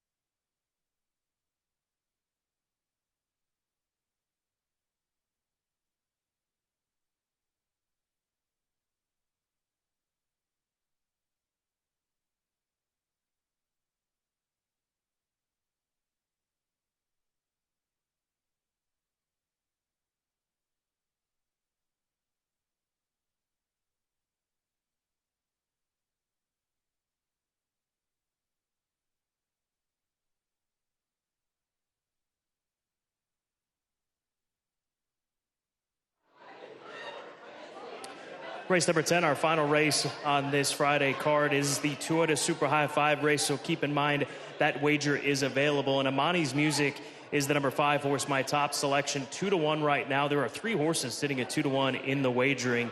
She has Irad Ortiz Jr. on her side. He's looking for his 5th win on the card, 1 for the thumb for Irad. Brad Cox, part of this filly as well, as he's prepared her for Samaya U.S. Stables, and her debut effort at Gulfstream Park was very impressive on the synthetic. She was very quick, and the filly that beat her was out a couple of lanes when she nailed her on the wire, and she wasn't beaten all that far. She's a half-sister to 4 turf winners, so I'll take Amani's Music on top as she tries the grass for the first time after that synthetic debut down at Gulfstream about a month back. The number 7 horse is the second choice, Twirling Claire, for trainer Greg Foley, and she's run very good races on the turf course thus far in her career. Right now, she's one of the 2-1 favorites in this race as well, and last time out, she found herself into some trouble, and she was actually placed second via disqualification after crossing the wire in third. So we'll see if she can get a cleaner trip here this afternoon. Daughter of Twirling Candy for Lloyd Madison Farms 4, so Twirling Claire, 2-1, second choice. She's done well on the grass already in 2 starts. And then the number 3 horse, She Wants War, for Wesley Ward, another 2-1 shot, as we're going with the 3 2-1 shots in the top 3. It's been 9 months since we've seen this Daughter of War of Will. She's got speed when she was on the grass. She's run well on turf as well as an off track, so speed is going to be her game this afternoon, you would imagine, based on her career record thus far. We're only 12 minutes away from the start of the final race here at Keeneland Racecourse, just waiting for the riders up call down in the paddock. Good luck.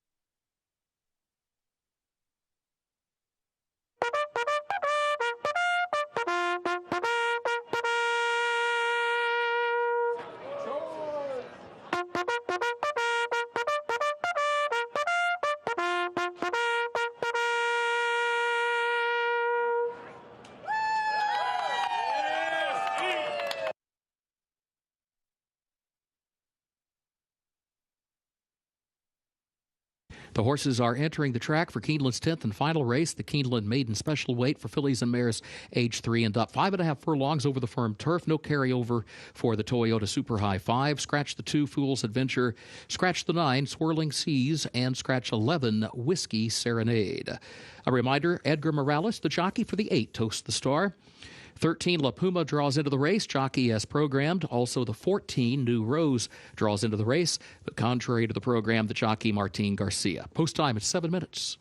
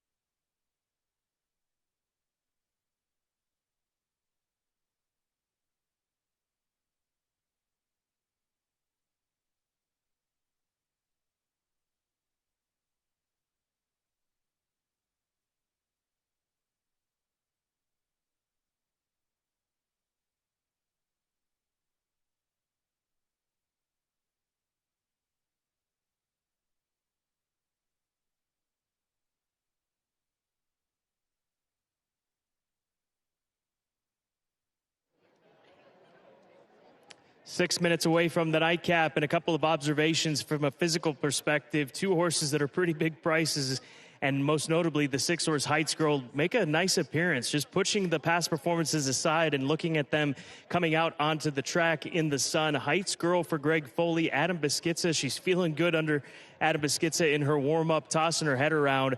A daughter of McLean's Music, who is 39-1 now on the board, one of the biggest numbers in this race. Like the way that this filly looks here in the nightcap, and really like the way the 8 Toast the Star looks. This is a horse that is getting a pretty decent amount of attention, really, about kind of a mid-price at 15-1 for trainer John Hancock. And you combine her looks with her past performance. She's only had one start. It was August at Ellis. It was a good race. She was nearly 30-1 and beaten just a half of a length in that event. So 7 months removed from that, she looks fit and ready to ramble here today. She adds blinkers. She gets Lasix for the first time. The action is there on the 8. I think she's live at a price. Race 10, Keeneland, coming up next.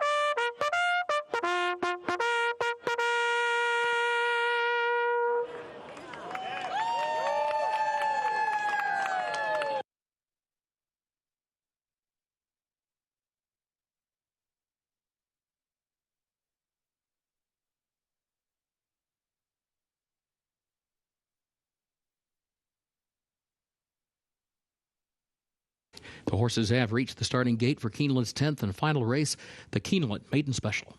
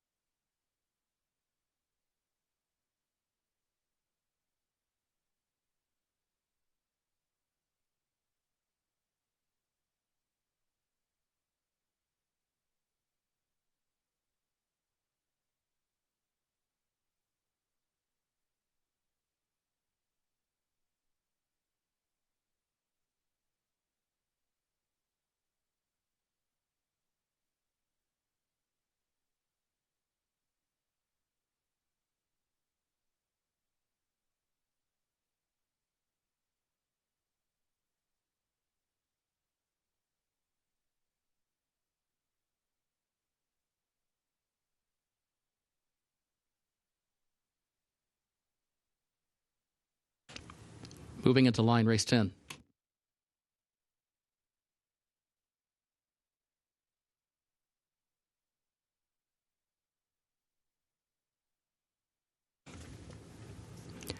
Lori Beth and Twirling Claire come forward.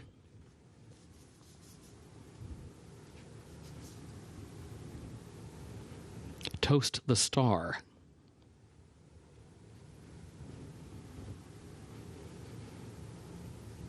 She Wants War. Poverty with a View.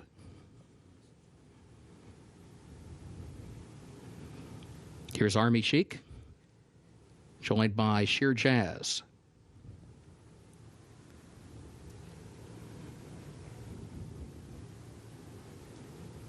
Amani's Music walks up. La Puma awaits, comes forward.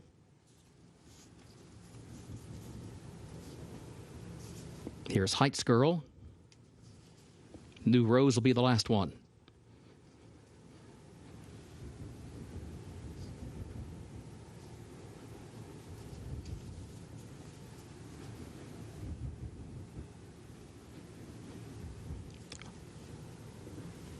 Last one walks up. Goes in, they're at the post. They're off. There goes La Puma, Poverty with a View. She Wants War, kicks in quicker than all in the opening strides, gets to the front. Amani's Music will try to go with her between horses in second. Heights Girl is third. La Puma is fourth. Sheer Jazz between horses fifth. Poverty with a View far outside is sixth. Twirling Claire against the rail is seventh. New Rose will be wide in eighth to the far turn. Lori Beth is in ninth to the inside. And then Army Chic, who is next to last, and Toast the Star is last. It was 21.87 seconds the time for the opening quarter. She Wants War leading Amani's Music by 3/4 of a length around the far turn. Another 2 lengths. La Puma swings up third to the outside of Sheer Jazz in fourth. Heights Girl fifth. Poverty with a View is in sixth. New Rose is seventh on the grandstand side. Twirling Claire eighth back toward the inside as they turn for home. She Wants War. Heights Girl up the inside. La Puma comes from the outside. Amani's Music between horses. Sheer Jazz tries to get going as well, but still fifth behind horses. She Wants War chased by Amani's Music. La Puma still in third. It is She Wants War with a 3-length lead. Twirling Claire is going to come late from the outside, but the wire's coming. She Wants War. Twirling Claire, final run. She Wants War hangs on to win it from a closing Twirling Claire, who got second.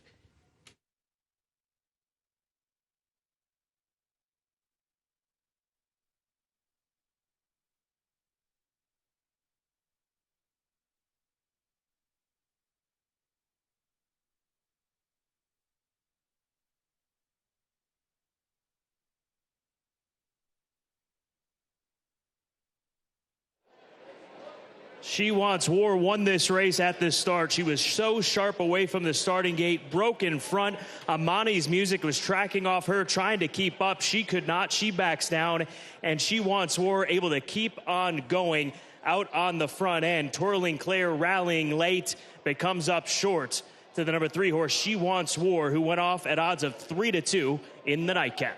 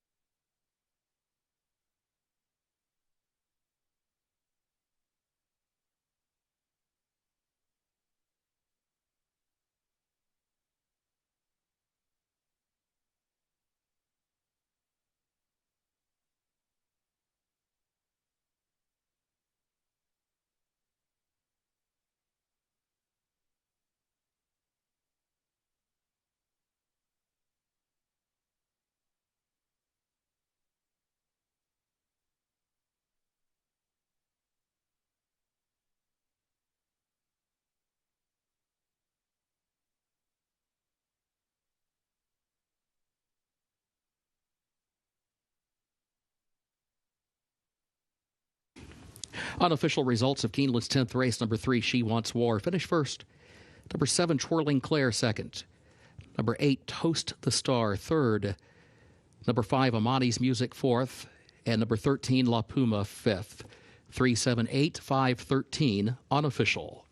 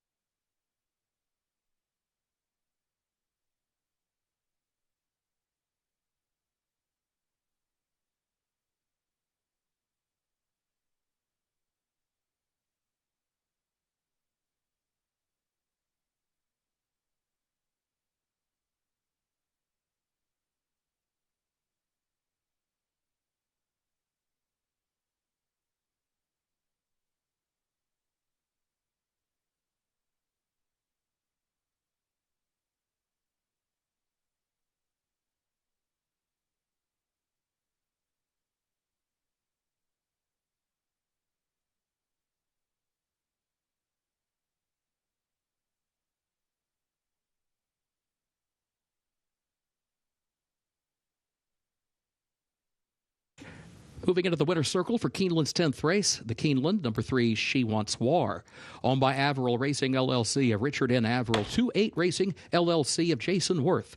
Trained by Wesley Ward, the jockey John Velasquez. She Wants War, 4-year-old filly by War of Will out of Pledge Pen by Châtain. Bred in Kentucky by the George Bates Trust. Keeneland November graduate, She Wants War. 5.5 furlongs over the firm turf today, 1 minute 4.15 seconds.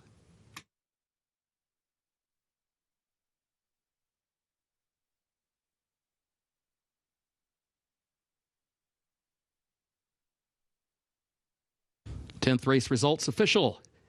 3, 7, 8, 5, 13, the official results.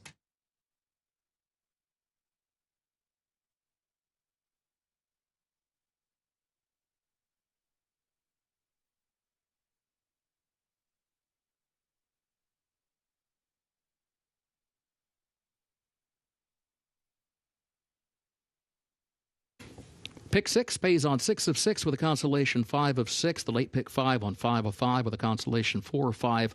No carryover for the Toyota Super High 5. Live racing resumes tomorrow 1 p.m. Eastern here at Keeneland. Trophy presentation upcoming.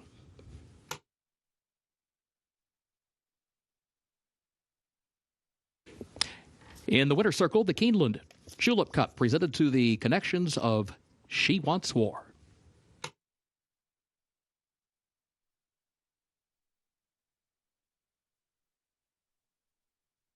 Simulcasting will remain open for another 10 minutes. You may advance wager any races occurring after that time. For now, on behalf of Keeneland, thank you and good evening.